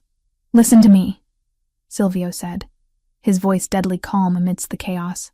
"The glass is rated for assault rifles. They can't get in unless they blow the doors. Alexander is going to keep moving. I need you to stay on the floor. Can you do that?" "Yes," Megan whispered. Silvio looked out the front windshield. He saw the setup. It wasn't just a random hit. They had been waiting. They knew exactly which street Alexander would take. They knew the exact moment to detonate the IED to take out the tires. "This wasn't Giardoni acting alone," Silvio said, his voice cold as ice. "He knew the route." "Alexander, who knew the route?" "Only the inner circle, boss," Alexander said, his face pale as he punched the accelerator, forcing the crippled SUV to grind forward on its rims. "Me, you, Marco, and..." He trailed off. "And Nicholas." Silvio finished the sentence, the name tasting like bile. Nicholas, the accountant. The man who managed the logistics. Another volley of bullets hit the back of the car, sounding like hail on a tin roof. "We have a leak," Silvio said, checking the magazine of his gun. He looked down at Megan, his expression shifting from rage to fierce protection. And they just made the last mistake of their lives. He racked the slide of the gun. "Hold on," Silvio commanded. "We are going to push through." Megan squeezed her eyes shut, listening to the grinding metal and the gunfire, feeling the heat of Silvio's body shielding her. The gala, the dress, the victory, it all felt a million miles away. This was the reality of being Mrs. Rinaldi. This was the life she had chosen to return to. But as she felt Silvio's hand grip her shoulder, solid and unshakable, she realized something. She would rather be here, under fire with him, than safe and alone in a cold apartment. "I'm with you," she whispered into the darkness of the floorboard. "Always," Silvio vowed. "Alexander, ram them." The SUV surged forward, turning into a weapon as the Rinaldis went to war. The tires of the replacement vehicle crunched over the pristine, untouched snow, a sound like crushing bone that echoed in the absolute silence of the mountain ridge. They were miles above the city now, far removed from the smoke, the shattered glass, and the screaming sirens of the ambush. The safe house wasn't a cabin in the traditional sense. It was a fortress of glass and steel jutting out from the cliff face. A modern monolith designed for 2 things: isolation and defense. Silvio killed the engine. The sudden absence of the motor's hum was deafening. He didn't move immediately. He sat gripping the steering wheel, his knuckles white, his breath fogging in the cold air of the unheated car. His tuxedo jacket was torn at the shoulder, stained with dust and a dark, wet patch that Megan had been staring at for the last 20 miles. "We're here," he said, his voice rough, sounding like gravel grinding together. Megan nodded, though she couldn't stop her teeth from chattering. It wasn't just the cold, it was the adrenaline crash. The shootout, The high-speed chase, the desperate switch to the backup vehicle Alexander had staged under a highway overpass. It had all happened in a blur of violence. Now, the stillness was terrifying. Silvio got out, the cold mountain wind whipping his hair back. He opened her door and pulled her out, not waiting for her to find her footing. He ushered her toward the heavy steel front door, his body shielding hers from the open expanse of the woods, his gun drawn and held low against his thigh. He keyed a code into the biometric panel. The door hissed open, revealing a dark, warm interior. "Inside," he commanded. "Don't touch the windows. Don't turn on the main lights yet." Megan stepped inside. The floors were heated slate, radiating a warmth that seeped through the thin soles of her heels. Silvio followed, locking the door behind them with a heavy mechanical thud that reminded her of the hotel room. But this time, the lock felt like it was keeping the monsters out, not trapping her in. He moved through the house with lethal efficiency, checking corners, arming the perimeter sensors, his movements sharp and agitated. Megan stood in the center of the living room, hugging her arms around her chest. The ruined burgundy dress was torn at the hem, and she was missing an earring. She felt like a doll that had been dragged through a war zone. "Silvio," she whispered. He didn't hear her, or he chose not to. He was staring at a tablet mounted on the wall, watching the green lights of the security grid come online. "Silvio," she said louder, her voice cracking. He spun around, his gun half raised before he recognized her and lowered it. His eyes were wild, dilated with the residual combat high. "What? Are you hurt?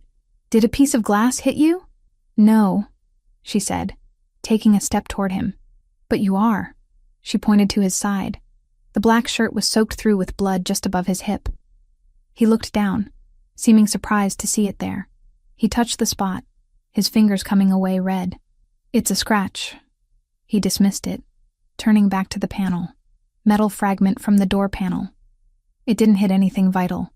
"It's bleeding," Megan insisted. She walked over to him, her fear transforming into a sudden, fierce need to be useful. She couldn't shoot a gun. She couldn't drive a getaway car. But she could do this.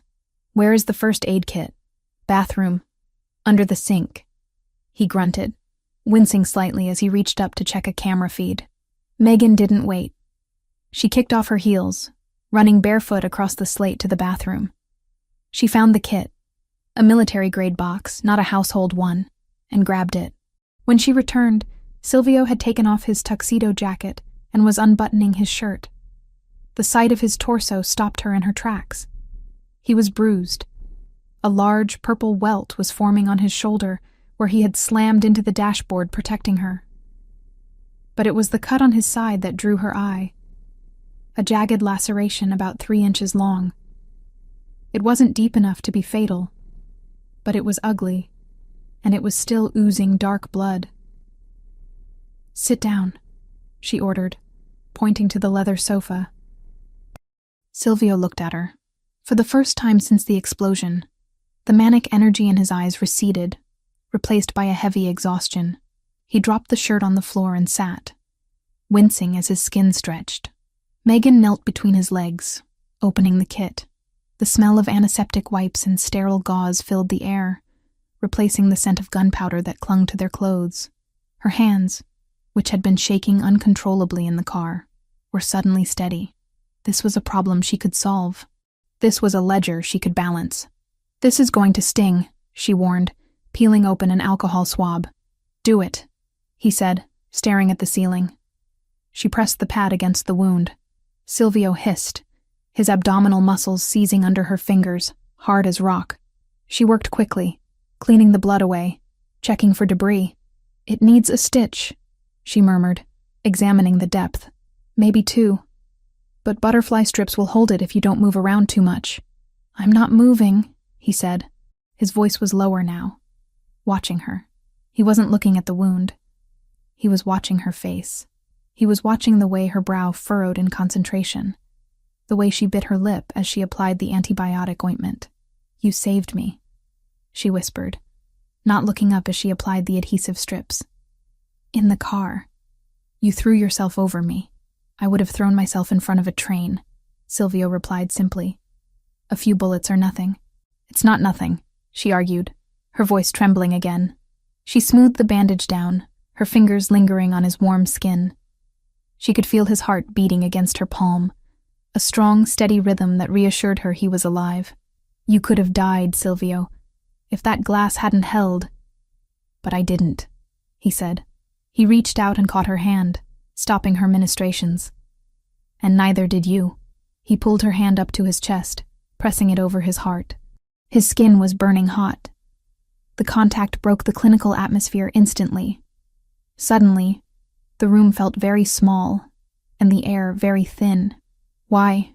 She asked, the question that had been haunting her since the hotel hallway finally bubbling to the surface. Why did you come for me? After 4 years? After you thought I just left? Silvio looked at her, his dark eyes searching hers. Because you are mine. We're divorced, she whispered, though the words felt hollow even as she said them. I signed the papers. I sent them to Nicholas. I saw the decree. Silvio let out a short, bitter laugh. He released her hand and leaned back against the sofa, closing his eyes for a moment. You saw a piece of paper, Megan. You saw what I wanted you to see. Megan froze. What do you mean? He opened his eyes. They were clear, unyielding. I never signed them. The silence in the cabin was absolute. The wind howled outside, scratching against the glass. But inside, the world had stopped. What? She breathed. I never signed the divorce papers, Silvio repeated, his voice firm. Nicholas brought them to me every week for the first year.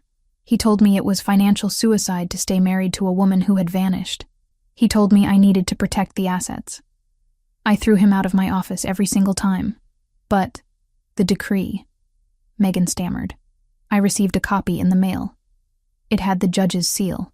A forgery, Silvio admitted without a shred of remorse. I had Nicholas send it to the P.O. box you used for the lawyer.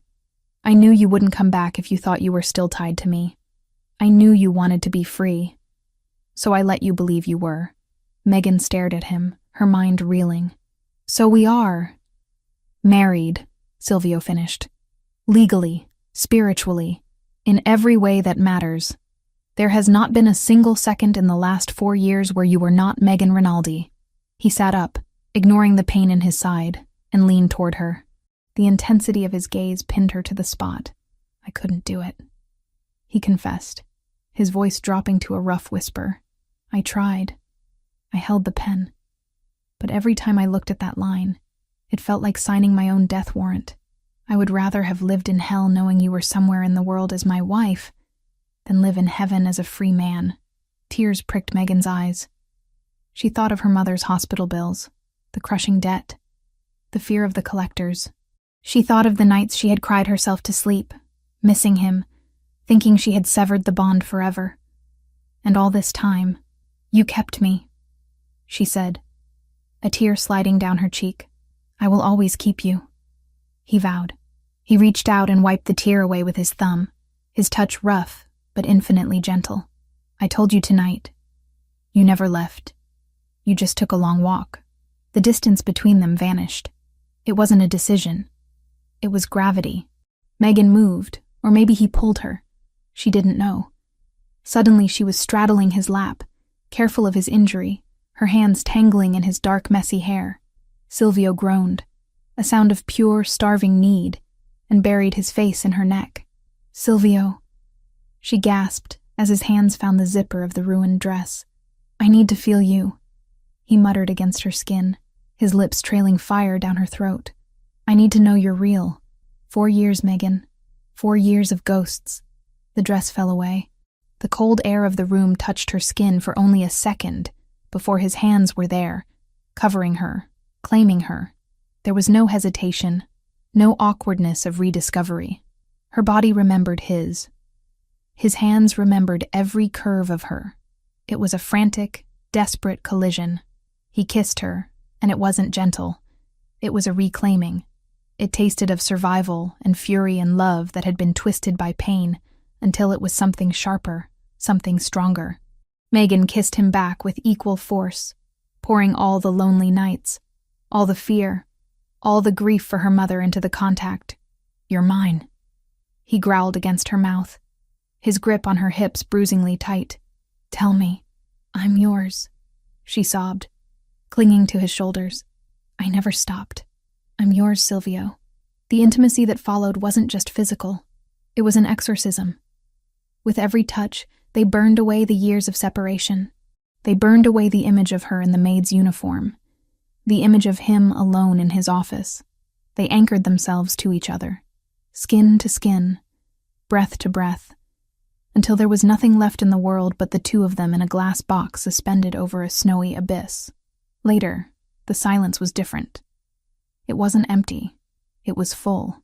They lay tangled together under a heavy fur throw on the sofa, too exhausted to move to the bedroom. The fire in the hearth, which Silvio had lit at some point, cast flickering orange shadows on the walls. Megan rested her head on his uninjured shoulder, listening to the steady, strong beat of his heart. She traced the line of his jaw with her finger. He caught her hand and kissed the palm. "What happens tomorrow?" she asked softly. Silvio tightened his arm around her. "Tomorrow we hunt. We find out who leaked the root. We find out who threatened you 4 years ago." "I think I can help," she said. Silvio shifted slightly to look at her. "You've done enough. You saved me tonight. You kept me sane." "No," Megan said, sitting up slightly, pulling the fur up to cover her chest. Her hazel eyes were clear now, the fear replaced by a sharp, cold intelligence that reminded him of the woman who used to audit his legitimate businesses before the threats started. "I mean, I can help. Practically." "How?" "The leak," she said. "It had to be digital. Even if Nicholas or someone else knew the route verbally, they had to communicate it to the shooters. They had to track the GPS of the SUV to time the explosion.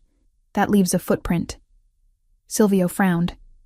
"My tech team sweeps for bugs daily. Your tech team is looking for external threats," Megan countered.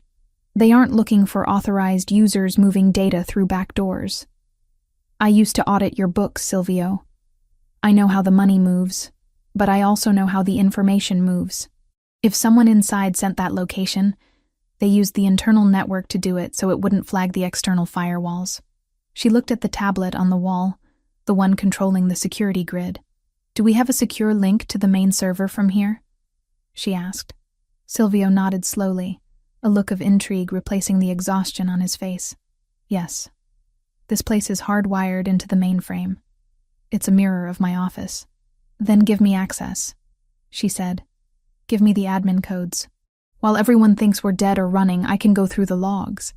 I can see who accessed the travel itinerary and who pinged the car's GPS in real time." Silvio studied her. He saw the shift. She wasn't the trembling maid anymore. She wasn't just his wife. She was a partner. She was offering to step into the war, not just hide behind him. "It will be dangerous," he warned. "If you find something. Once you know, there is no going back. You become a target again." "I've been a target for 4 years," Megan said hard. "I'm done running. I want to know who killed my time with my mother. I want to know who stole my life." Silvio reached up and cupped her cheek. He smiled, a dark, terrifying expression that mirrored her own newfound resolve. "That's my girl," he whispered. The morning sun hit the glass walls of the fortress with blinding brilliance, turning the snow-covered world outside into a sheet of white fire. Megan woke up alone on the sofa. For a second, panic flared. The old reflex of waking up to an empty apartment. But then she smelled coffee. She sat up, wrapping the fur blanket around herself. Her body ached, a pleasant, sore reminder of the night before. She looked around. Silvio was standing by the kitchen island, dressed in fresh clothes he must have found in the cabin's supply. Black tactical pants and a gray thermal shirt that stretched tight over his chest. He was on the phone, speaking in rapid, hushed Italian. He saw her move and hung up immediately. "Good morning," he said. He walked over with a mug of coffee, steaming and black, just the way she used to take it. "Morning." She took the cup, her fingers brushing his. "Is everything okay?" "The wound?" "Stiff," he admitted, touching his side. "But fine." The bleeding stopped. He leaned against the island, crossing his arms. "I made some calls. The official story is that we are missing. presumed dead or critically injured. The car wreck looked bad enough to sell it. The 'Ndrangheta is celebrating. Chiardoni thinks he won. Good. Megan blew on her coffee. Let them celebrate. It makes them sloppy. Alexander is fine, Silvio added, answering the question he knew she was about to ask. He has a concussion and a broken arm, but he managed to limp the SUV to the extraction point. He's in a safe house downtown. Thank God, Megan breathed. Now. Silvio pushed a sleek silver laptop across the granite countertop toward her. You asked for access. Megan stood up, clutching the blanket like a toga. She walked to the counter and looked at the computer. It was already booted up, the login screen for the Rinaldi private server blinking a cursor. I need your credentials for the initial handshake, she said. Silvio typed in a long string of characters. The screen flashed red, then green. Access granted. Megan sat on the bar stool. She cracked her knuckles, a habit from her college days before exams. She wasn't looking at spreadsheets of money this time.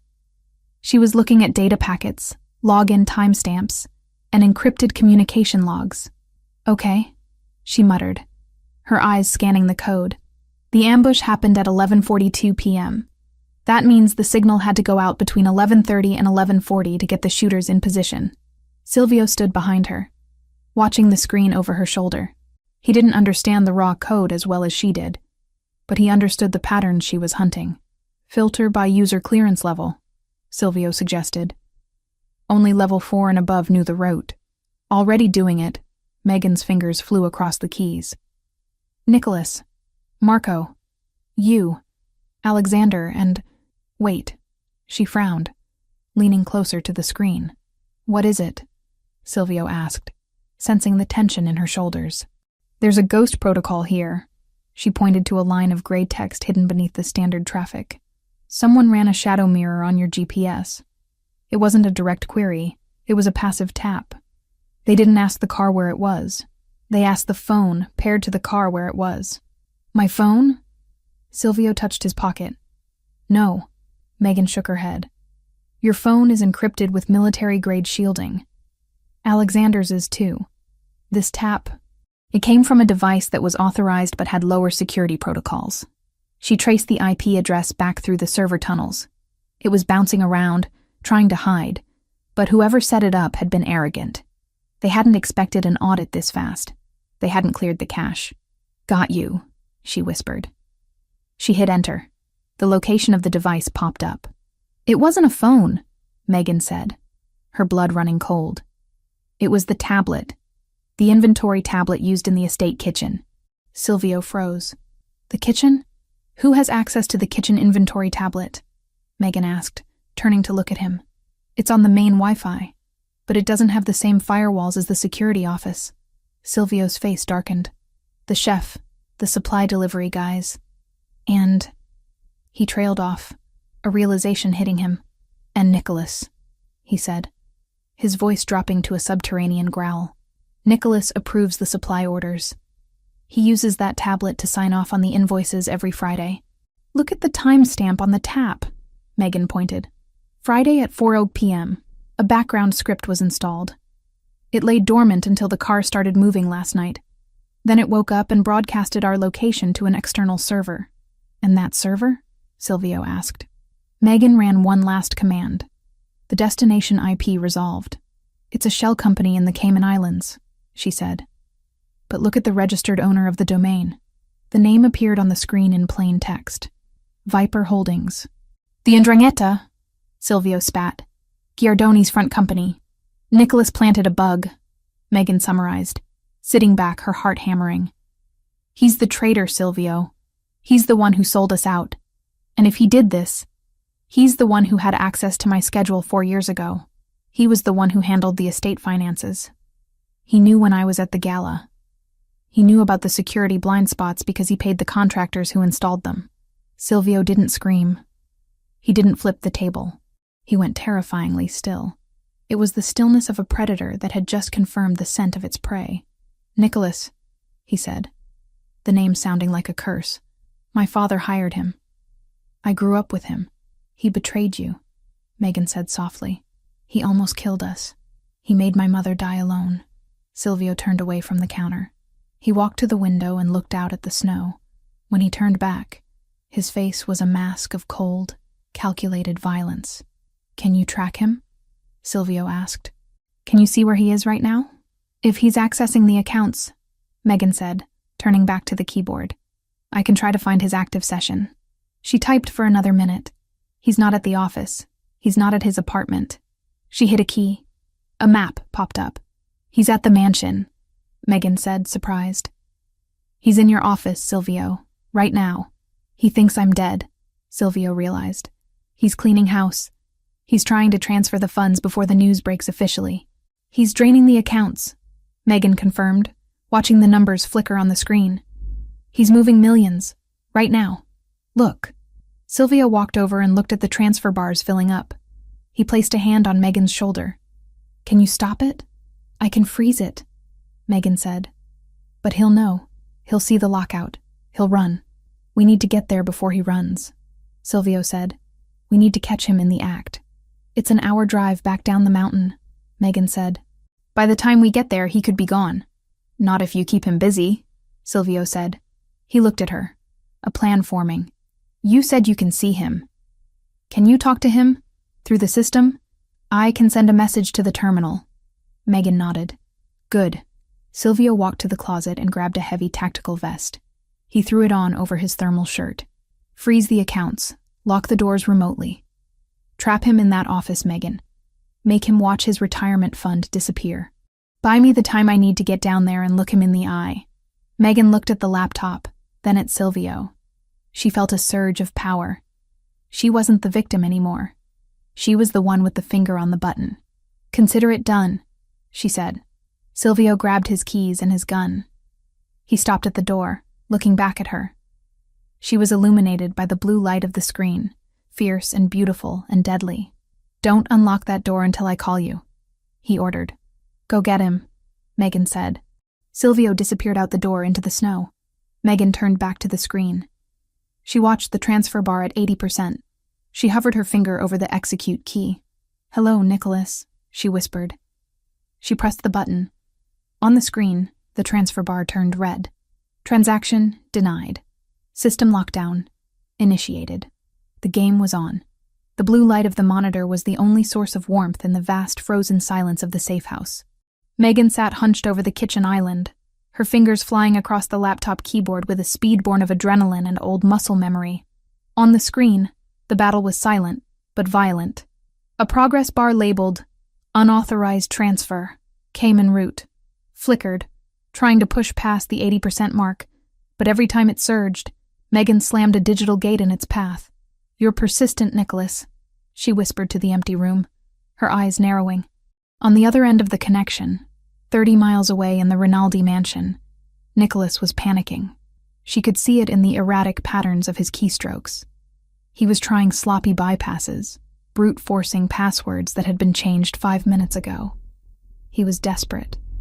He thought the system was glitching, or perhaps that the bank's automated fraud detection had kicked in. He had no idea that the dead wife of his boss was sitting on a mountain ridge, dismantling his golden parachute piece by piece. Megan opened a second terminal window. While her left hand kept the financial lockdown in place, her right hand began to dig. She didn't just want to stop the money. She wanted the truth. She needed to know why. Greed was a powerful motivator, yes, but Nicholas had been wealthy. He had been family. To betray Silvio to this extent, to align with the Ndrangheta, required more than just a desire for a bigger yacht. She accessed the system logs for the mansion's internal server. She filtered the search parameters. User, Nicholas admin. Date range, 4 years ago. The screen populated with thousands of files, emails, invoices, security approvals. Megan refined the search. She looked for files that had been flagged as deleted, but were still haunting the backup drives. She looked for the week leading up to her departure, the week of the gala. Come on, she muttered, taking a sip of cold coffee. Show me the ghosts. And then she found it.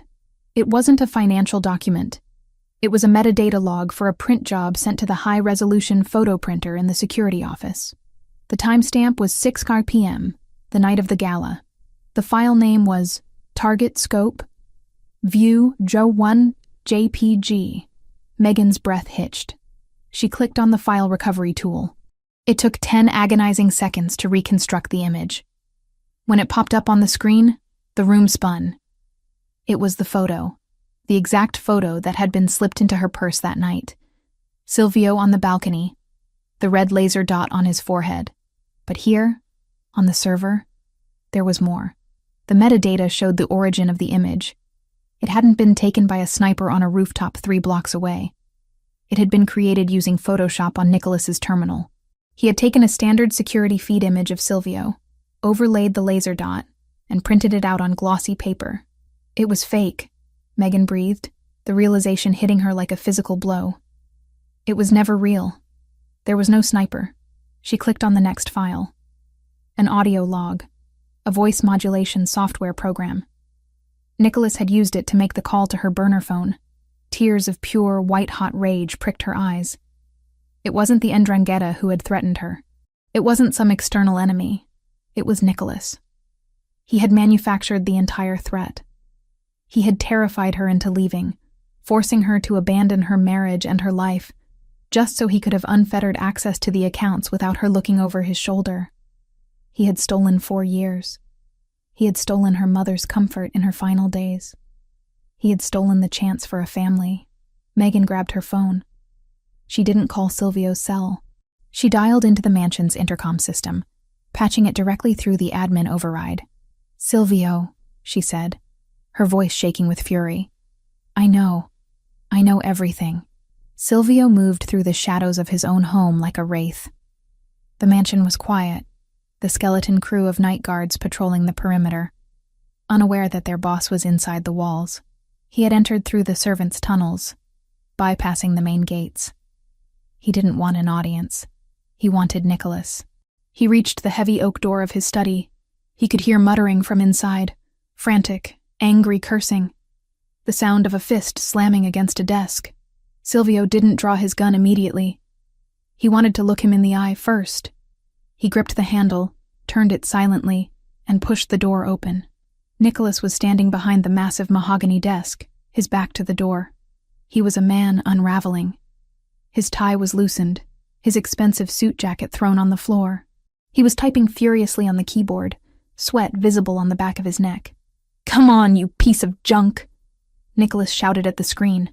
"Authorize! Override!" "It won't work," Silvio said. The voice was soft, calm, and utterly terrifying. Nicholas froze.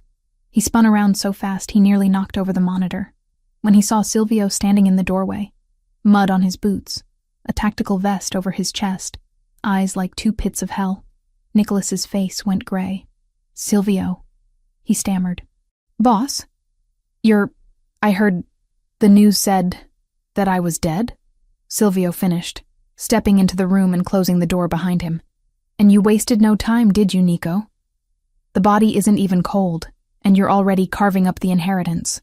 No, look, you misunderstand." Nicholas raised his hands, backing away until he hit the bookshelves. "I was securing the funds. I heard about the attack. I thought the Ndrangheta would try to seize the accounts. I was moving everything to a safe hold. For you, for the family. Is that why you routed it to Viper Holdings?" Silvio asked, taking a slow step forward. "To Giardoni's shell company?" Nicholas's mouth opened and closed like a fish out of water. That was a decoy. A trap for them." "Stop," Silvio said. He didn't shout. He looked at the man he had grown up with, the man who had stood beside him at his wedding, the man his father had trusted. "Megan is watching you, Nicholas." "Megan?" Nicholas blinked, confused. "Megan is gone. She left years ago. She's on the system." Silvio pointed to the computer. "She's the one locking you out.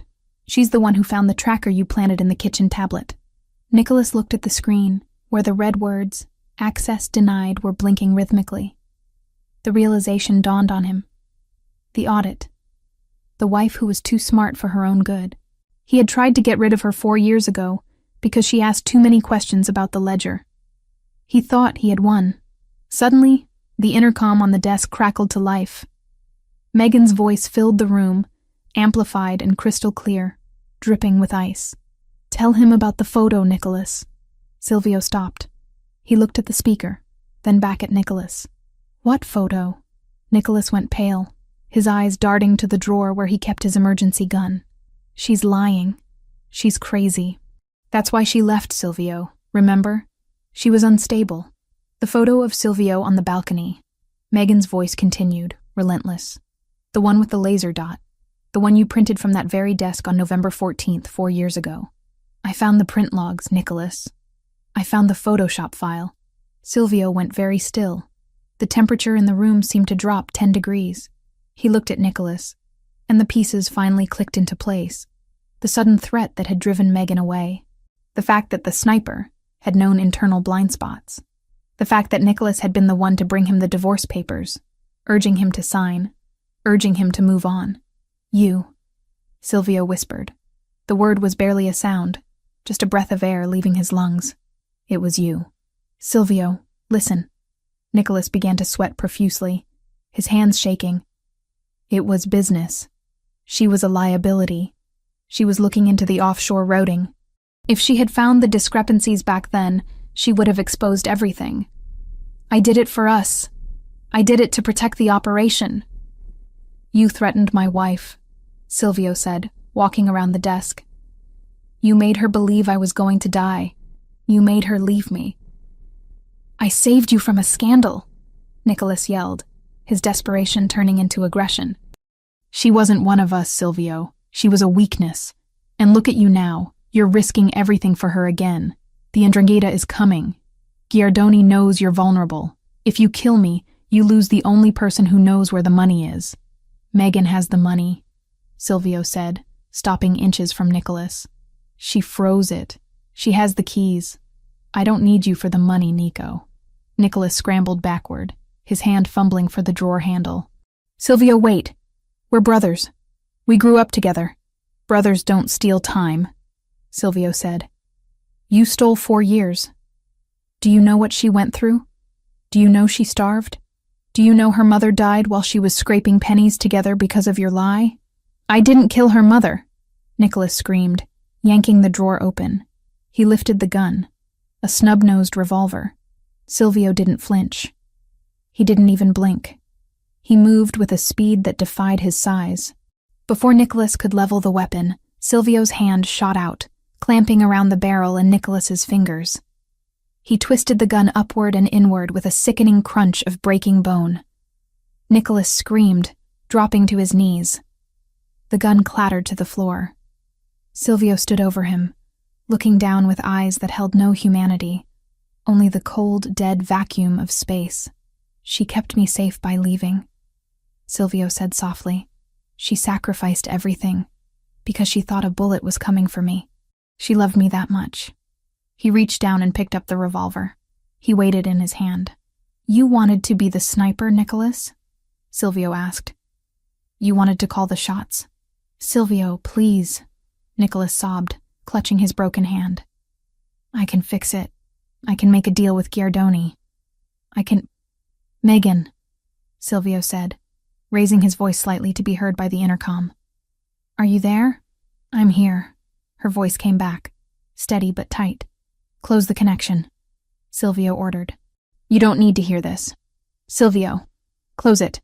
There was a pause, and then the sound of the line cutting dead. The speaker went silent. Silvio looked back at Nicholas. "You took my life away for 4 years. You made my wife live in hell." "I'm sorry," Nicholas wailed. "I know," Silvio said. He raised the gun. The sound of the shot was muffled by the heavy acoustic paneling of the study. One shot. Clean. Final. Nicholas crumpled to the floor, the silence returning to the room instantly. Silvio stood there for a long moment, staring at the body of the man he had once called brother. He didn't feel triumph. He didn't feel relief. He felt a deep, hollow exhaustion. But beneath it, he felt the beginning of peace. The lie was dead. The rot had been cut out. He walked over to the computer. The screen still showed the access denied message Megan had initiated. He reached into his pocket and pulled out his phone. He dialed the safe house. "It's done," he said when she answered. "Are you okay?" Megan asked. Her voice was small, stripped of the digital armor she had worn during the hack. "No," Silvio admitted, wiping a splatter of blood from his cheek. "But I will be. Nicholas is gone." "Silvio, there's something else," Megan said, her tone shifting to urgency. "Now that Nicholas is offline, the system is showing incoming traffic. Not financial. Physical." Silvio frowned, walking to the window and peering through the blinds at the dark grounds of the estate. "What do you mean?" "Nicholas had a dead man switch," Megan explained, her fingers typing rapidly in the background. "Or a failsafe. When his heartbeat monitor disconnected, he was wearing a smartwatch linked to the server. It sent a signal out. Not to the police. To Giardoni," Silvio realized, his grip on the phone tightening. "The perimeter sensors just lit up," Megan said, her voice rising in panic. "Silvio, they aren't just coming. They're already there. The 'Ndrangheta. They were waiting for Nicholas to give the all-clear, or for him to die. They're breaching the east gate." Silvio looked out the window. In the distance, near the tree line, he saw a shadow move. Then another. Then the flash of a muzzle suppressor. "The siege," Silvio muttered. "They want the mansion. They want to wipe us out while they think we're weak." "Get out of there," Megan screamed. "Get to the tunnels." "No," Silvio said, a cold calm settling over him. He checked the load in the revolver and then holstered it, reaching for his own semi-automatic on his hip. "If I run, they burn this house down. They take everything.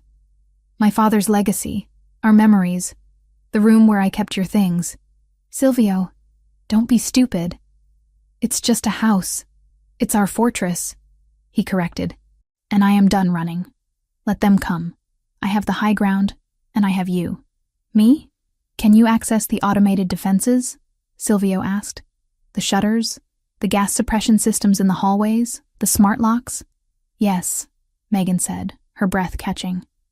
"I have full admin control." "Then you're not just watching," Silvio said, moving toward the hallway. "You're my eyes. You're my overwatch. I'm going to hunt them, Megan. And you're going to tell me where they are." "Okay," Megan breathed. "Okay. I see 3 targets moving toward the kitchen entrance. 2 more at the garage." "Kitchen first," Silvio said. "Lock the garage doors. Trap the 2 inside. I'll deal with the 3 in the kitchen." "Done," she said. The sound of keystrokes was furious. "Garage sealed. They're banging on the doors. The kitchen group is inside. They're moving toward the stairs.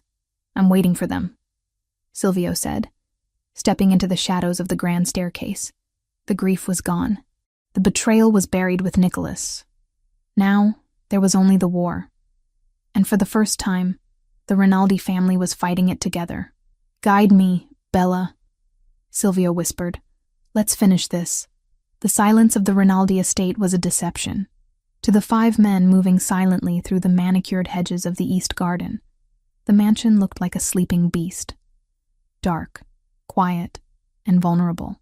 They wore tactical black, their faces covered by balaclavas, moving with the practiced efficiency of a hit squad that had done this a dozen times before. They believed the intelligence they had been sold. The boss was missing, likely dead. The traitor Nicholas was inside clearing the way, and the house was empty of resistance. They were wrong. High above them, in the fortified study on the 2nd floor, Megan Collins watched their heat signatures glowing red on the high-definition monitors. She sat in Silvio's leather chair, the massive desk feeling too big for her, but the power at her fingertips feeling just right. She wasn't trembling anymore.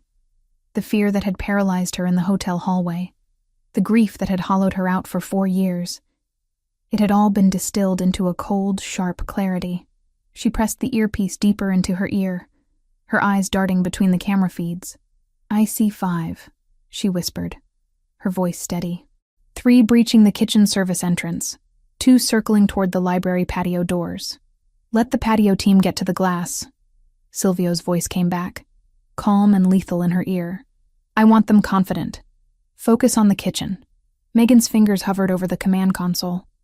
The software interface was a map of the house, a digital chessboard where she controlled the walls themselves. "Kitchen team is cutting the lock. They're in." On screen 3, she watched the grainier night vision feed of the industrial kitchen. 3 shadows slipped inside, weapons raised, scanning the stainless steel counters and the hanging copper pots. They moved past the massive walk-in freezer, heading for the hallway that led to the main atrium. "They're moving to the corridor," Megan reported. "Silvio, they're heading right for you." "Not yet," Silvio said. "Isolate them." Megan tapped the command key. "Execute. Protocol 4. Sector lockdown." Downstairs, the heavy, fire-rated steel doors at both ends of the kitchen slammed shut simultaneously. The sound was like a thunderclap, booming through the house. The 3 men on the screen spun around, weapons raised, realizing too late that the open layout of the mansion had just become a series of cages. They rushed the door leading to the hallway, kicking it, but the magnetic locks engaged with a hum that Megan could see on her status bar. "Rats in a trap," Megan whispered, a fierce satisfaction curling in her chest. "Ventilation," Silvio ordered. "Disorient them. I don't want a firefight in the kitchen. The gas lines are too exposed."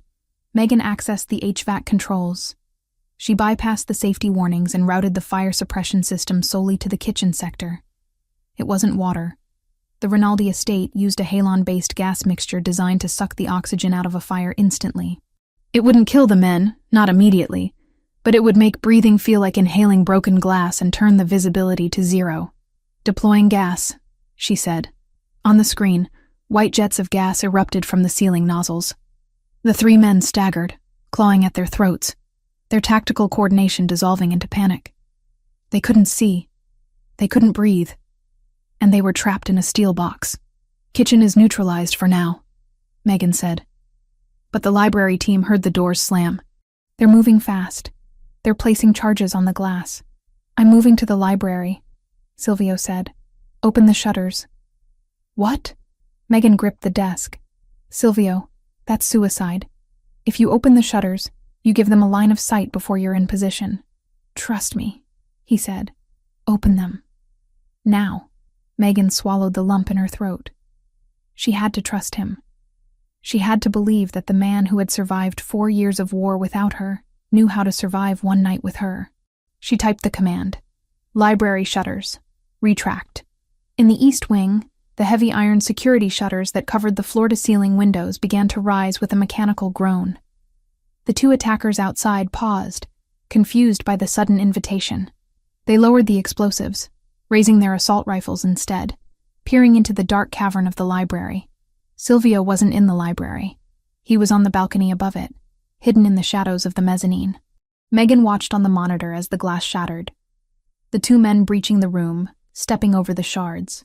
They scanned the room, laser sights cutting through the darkness, looking for movement.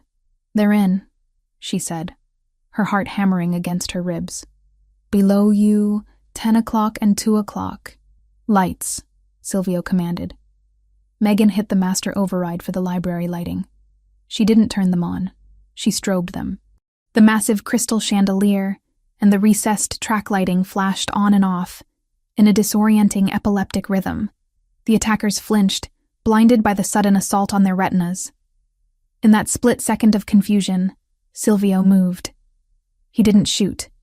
He vaulted over the railing of the mezzanine, dropping 10 feet in silence. He landed on the first man with the force of a falling anvil, driving him into the hardwood floor. The sound of the impact was sickening, audible even through the internal microphones. The man's rifle skittered across the floor. Before the second attacker could blink the spots from his eyes and retarget, Silvio had rolled, coming up in a crouch. 2 gunshots rang out. Megan flinched, watching the screen. The second attacker crumpled, his chest blooming red. The first man, the one Silvio had landed on, wasn't moving. "Library clear," Silvio said, his voice breathless but steady. He stood up, checking the bodies. Too easy. Giardoni wouldn't send 5 men. He's arrogant, not stupid. Megan scanned the perimeter monitors again. The grounds were quiet. The thermal cameras showed nothing but the fading heat footprints of the men who were already down. "I don't see anyone else," she said. "The scans are clean. Check the basement," Silvio said. The tunnels. Megan's blood ran cold. The servants' tunnels, the same way Silvio had entered. The sensors down there were older, less sensitive. She switched feeds, bringing up the grainy black and white cameras of the subterranean level. Nothing. Just long concrete corridors lined with pipes. "It's empty," she said. "Wait." On camera 4, deep in the boiler room, a shadow moved. It wasn't a heat signature. The boiler heat masked it. It was a physical disruption of the dust motes in the air. "There's one," she gasped. "He's already inside. He bypassed the perimeter. He must have cut the grate before the others attacked." "Where is he?" Silvio was already moving, leaving the library, reloading his weapon as he walked. "He's at the service elevator," Megan said, watching the figure pry the doors open. Silvio, he's coming up. He's bypassing the ground floor. He's coming to the second floor," Silvio realized. "He's coming for the study. He's coming for you." "I'm locking the elevator," Megan typed frantically. "Override. Halt." The system flashed red. "Error. Manual override engaged." "He cut the hard line," Megan said, panic rising in her voice. "I can't stop the car. He's coming up, Silvio. He'll be here in 30 seconds. "Get away from the door," Silvio ordered, breaking into a run. Megan could hear his heavy boots pounding on the marble stairs through the earpiece. "I'm coming. Lock the study door. Barricade it." Megan pushed the heavy leather chair against the door, but she knew it wouldn't hold. If this man was a professional, and he was, to have slipped past the sensors, he would have a breach charge. She looked around the room for a weapon. There was nothing. Just books, the computer, and the dead body of Nicholas on the floor. She looked at Nicholas. She looked at the gun Silvio had dropped after shooting him, the snub-nosed revolver. She scrambled across the room, her silk dress rustling. She picked up the gun. It was heavy, cold, and smelled of spent powder. She had never fired a gun in her life. She checked the cylinder. 4 rounds left. The elevator chimed down the hall. "He's on the floor," Megan whispered into the earpiece. "I'm at the top of the stairs," Silvio panted. "I see him." Gunfire erupted in the hallway. It was loud, deafeningly loud without the dampening of a screen or a microphone. Bullets tore through the wood of the study door, sending splinters flying. Megan screamed, dropping to the floor behind the solid oak desk. "Megan!" Silvio shouted, his voice not in her ear, but just outside. She heard the sound of hand-to-hand combat, bodies slamming against walls, the grunt of exertion, the wet thud of punches landing. It was a primal, ugly sound. She couldn't just hide. She couldn't sit here and wait to see who opened the door. If Silvio lost. Megan gripped the revolver with both hands. She crawled to the side of the desk. The door to the study had been kicked open during the struggle. Through the gap, she could see them. The assassin was huge, wearing full tactical armor. He had Silvio pinned against the wall, one hand wrapped around Silvio's throat, the other driving a combat knife toward Silvio's ribs.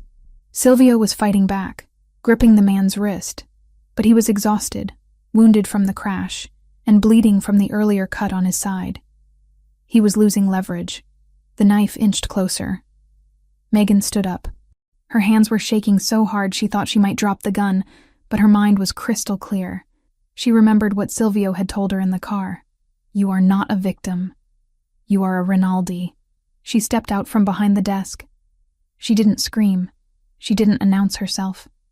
She raised the gun, holding it with 2 hands just like she had seen in movies, aiming for the center of the armored mass.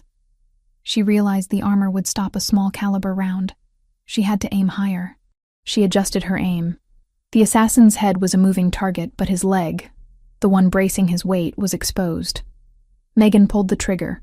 The recoil was shocking, jerking her arms up, the sound exploding in the confined space. The bullet struck the assassin in the back of the thigh, just above the knee protection. He roared in pain, his leg buckling under him. The knife slipped, slicing a shallow gash across Silvio's forearm, but missing the vital organs. The sudden loss of balance was all Silvio needed. As the man fell, Silvio twisted, breaking the chokehold. He didn't hesitate. He grabbed the assassin's own knife hand, driving his knee into the man's solar plexus, doubling him over. Silvio wrenched the knife free and drove it downward in a blur of motion. The assassin went limp, sliding down the wall to the floor. Silence returned to the hallway, ringing and absolute. Silvio stood there, heaving for breath, blood dripping from his arm, his shirt torn, his knuckles raw. He looked at the body, then he looked up. He looked at Megan. She was standing in the doorway of the study, the smoking revolver still clutched in her hands, her face pale but her eyes fierce. She wasn't fainting. She wasn't crying. She was standing her ground. Silvio walked toward her. He didn't run. He walked with a slow, deliberate gravity. He reached her and gently pried the gun from her fingers, setting it on the hallway table without looking at it. "You shot him," Silvio said, his voice raspy. "He was hurting you," Megan whispered. Silvio looked at her, and the look in his eyes was so intense it almost buckled her knees. It wasn't just love. It was reverence. It was the look of a man who had found his equal in the wreckage of a disaster. "You saved my life," he said. "Again. We're even." She managed a weak smile. Silvio shook his head. He reached out and pulled her into him, burying his face in her neck, holding her so tight she could feel the tremors in his muscles. He didn't care about the blood, the sweat, or the dead bodies in his house. He only cared about the warm, living weight of her in his arms. "We are not even," he murmured against her skin. "We are one. There is no score anymore." He pulled back, cupping her face, his thumbs smearing a speck of dust on her cheek. "Is it over?" Megan asked, leaning into his touch. "The breach is over," Silvio said, looking down the hall at the carnage. "But the message has just been sent."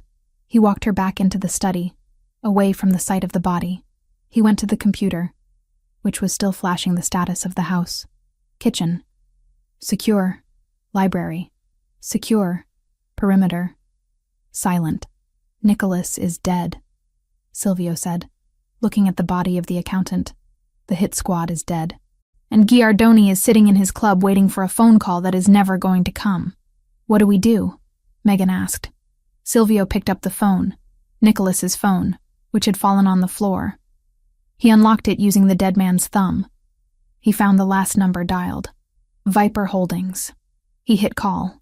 He put it on speaker. It rang twice. "Is it done?" Giardoni's voice came through, eager and impatient. "Is Rinaldi dead?" Silvio looked at Megan. He signaled for her to speak. Megan leaned over the phone. Her voice was steady, cold, and carried the weight of a woman who had walked through fire and come out holding the match. "Room service is closed, Franco," she said. There was a stunned silence on the other end. "Megan?" Giardoni choked out. "And so is your account," Silvio added, his voice like grinding stone. "I suggest you run, Franco. Although, with $0 in your offshore funds, I don't think you'll get very far." He hung up the phone. Silvio turned to Megan. The adrenaline was fading, replaced by a bone-deep exhaustion. But beneath it, the foundation of their future was setting like concrete. They had survived the lie. They had survived the poverty. They had survived the bullet. "We need to clean this up," Silvio said, looking around the room. "We will," Megan said. She reached out and took his hand, her fingers interlacing with his, blood and all. "But first, I think I need to sit down." Silvio laughed, a genuine, relieved sound that broke the tension. He lifted her up, carrying her out of the office, stepping over the debris of their war. He carried her down the hall to their bedroom, the one place that was still untouched, still pure. "I told you," he whispered as he kicked the bedroom door shut, locking the world out one last time. "I handle the rest. You just breathe." And as Megan laid her head on his chest, listening to the steady, victorious rhythm of his heart, she finally did. The siege was over. The queen was home, and the king was never letting her go again. The snow that had blanketed the Rinaldi estate during the siege had long since melted, replaced by the vibrant, verdant green of early spring. The air, once thick with the smell of gunpowder and the metallic tang of fear, now carried the scent of blooming jasmine and wet earth. 3 months had passed since the night the world almost ended in the upstairs hallway, and in that time, the landscape of the city had changed just as drastically as the seasons. Silvio stood on the wide stone balcony of the master suite, leaning against the railing with a glass of sparkling water in his hand. He wasn't wearing a suit. For the first time in his adult life, on a Tuesday morning, the capo of the Rinaldi family was wearing a simple white linen shirt, the sleeves rolled up to his elbows, and casual trousers. He looked out over the gardens, watching the landscaping crew replant the hedges that had been trampled by the 'Ndrangheta hit squad. There were no more shadows in his eyes. The constant predatory scanning of the perimeter that had defined his existence for 4 years had softened into a watchful but peaceful guardianship. The war was over. It hadn't ended with a bang, but with a whimper, after Nicholas's betrayal was exposed and his accounts frozen by Megan. Franco Giardoni's empire had collapsed from the inside out. Without the Rinaldi funds he had been promised, Giardoni couldn't pay his mercenaries. His alliances crumbled. The last Silvio heard, the once feared boss of the 'Ndrangheta was hiding in a basement in Calabria, running from his own unpaid soldiers. The Rinaldi organization had absorbed the territory without firing a single shot. It was a victory of intelligence over brute force, a victory orchestrated by the woman currently humming softly inside the bedroom. Silvio turned, his gaze drifting through the open French doors. Megan was sitting at the vanity table, brushing her hair. The transformation was nothing short of miraculous. The hollow cheeks were gone, filled out by 3 months of proper meals, rest, and relentless affection. Her skin, once gray and papery, glowed with a natural, rosy health. The dark circles that had looked like bruises under her eyes had vanished, replaced by a brightness that lit up the room. She wasn't wearing a uniform. She wasn't wearing a frantic, terrified expression. She was wearing a silk robe in a soft shade of blush pink, the fabric flowing over curves that had returned to her body. She looked like a queen who had reclaimed her throne, not through inheritance, but through survival. Silvio watched her for a moment, simply drinking in the sight. He remembered the night in the hotel hallway, how small she had looked, how she had flinched when he moved. The memory still caused a dull ache in his chest, a phantom pain that reminded him of how close he had come to losing her forever. He promised himself, every single morning when he woke up and found her warm body beside him, that he would spend the rest of his life making up for those 4 years of winter.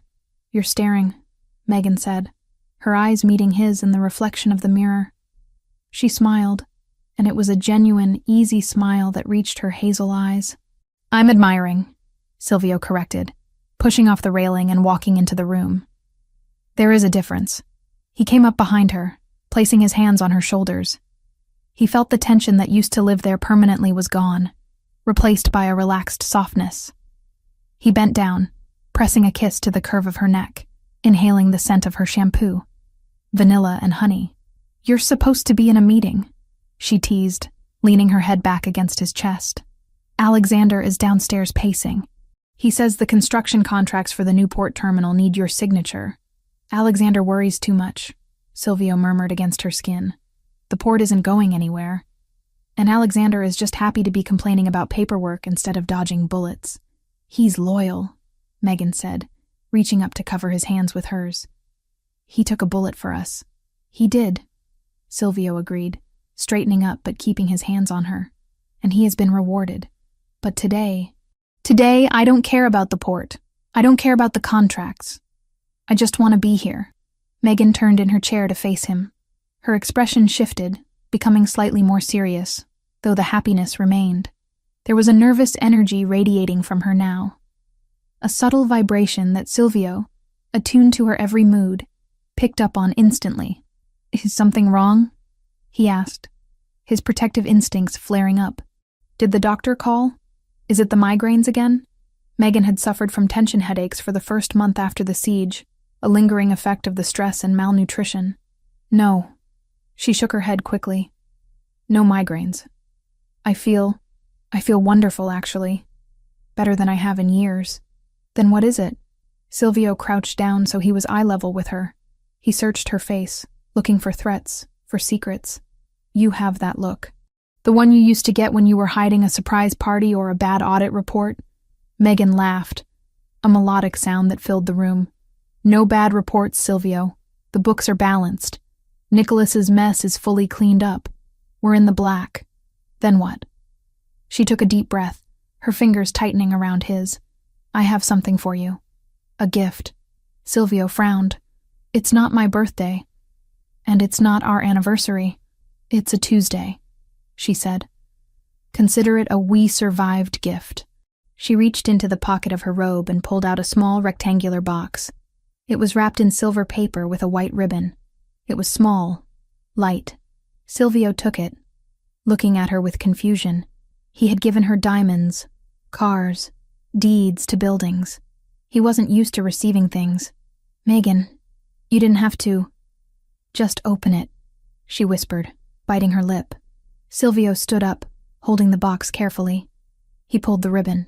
The paper fell away, revealing a plain white cardboard box. He opened the lid. Inside, nestled in white tissue paper, was not a watch, or a key, or a cufflink. It was a plastic stick. A digital test. Silvio stared at it. For a moment, his brain refused to process what he was seeing.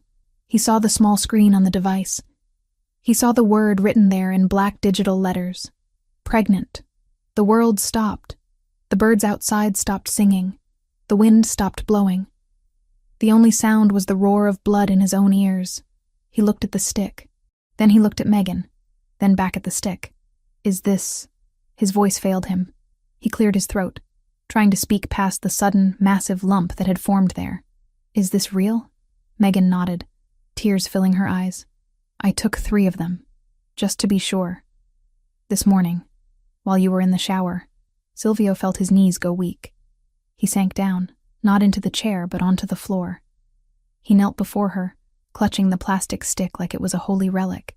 We tried, he whispered, his voice cracking. For 2 years before you left. We tried everything. The doctors said it was stress. They said it might never happen. I know, Megan said, reaching out to stroke his hair. I guess we just needed to survive first. We needed to be safe. Silvio dropped his head, resting his forehead against her knees.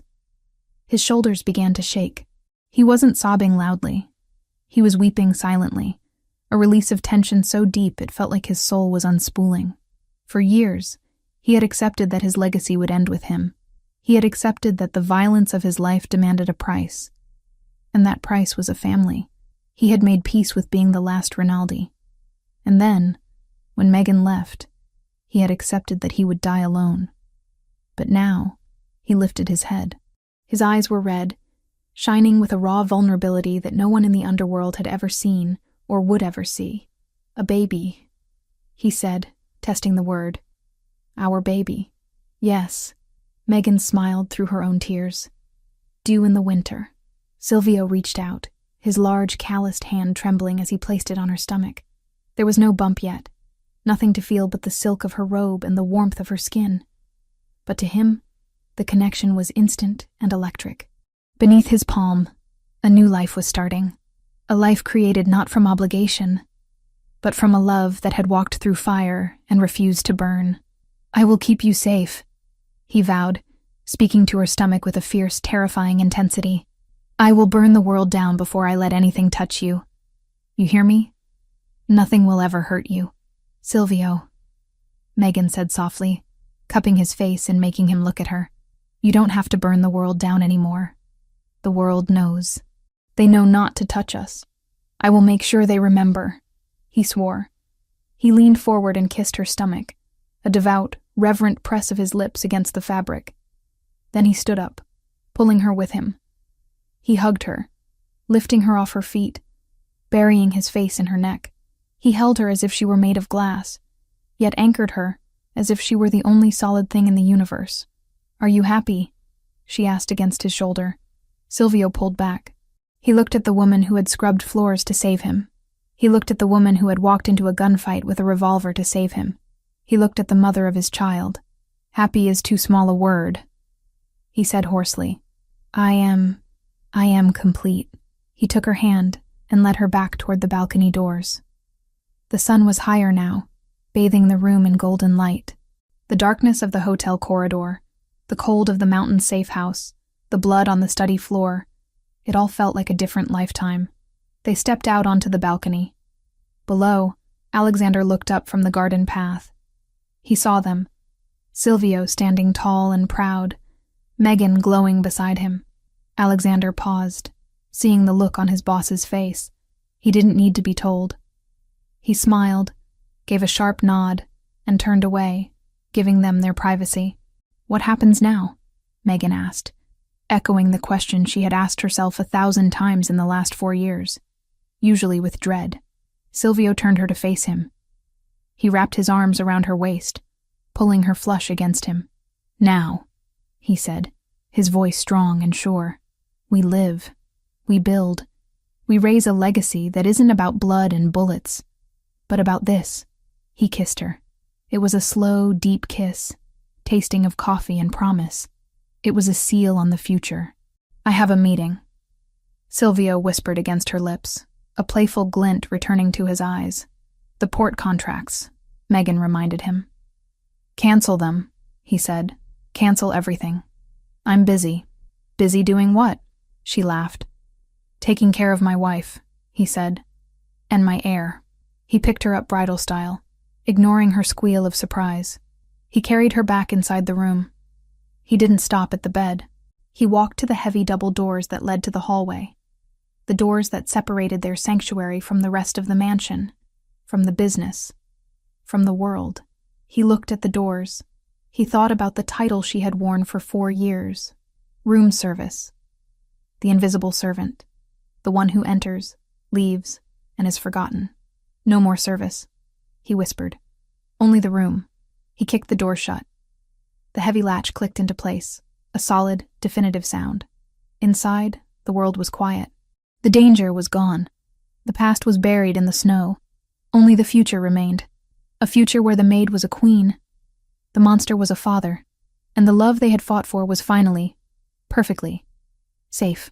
Silvio carried her to the bed, laying her down with the reverence due to a miracle. He lay beside her, his hand resting protectively over her stomach, his eyes closing as he listened to the 2 heartbeats that now fueled his existence. The door was closed, and they were finally, truly, home.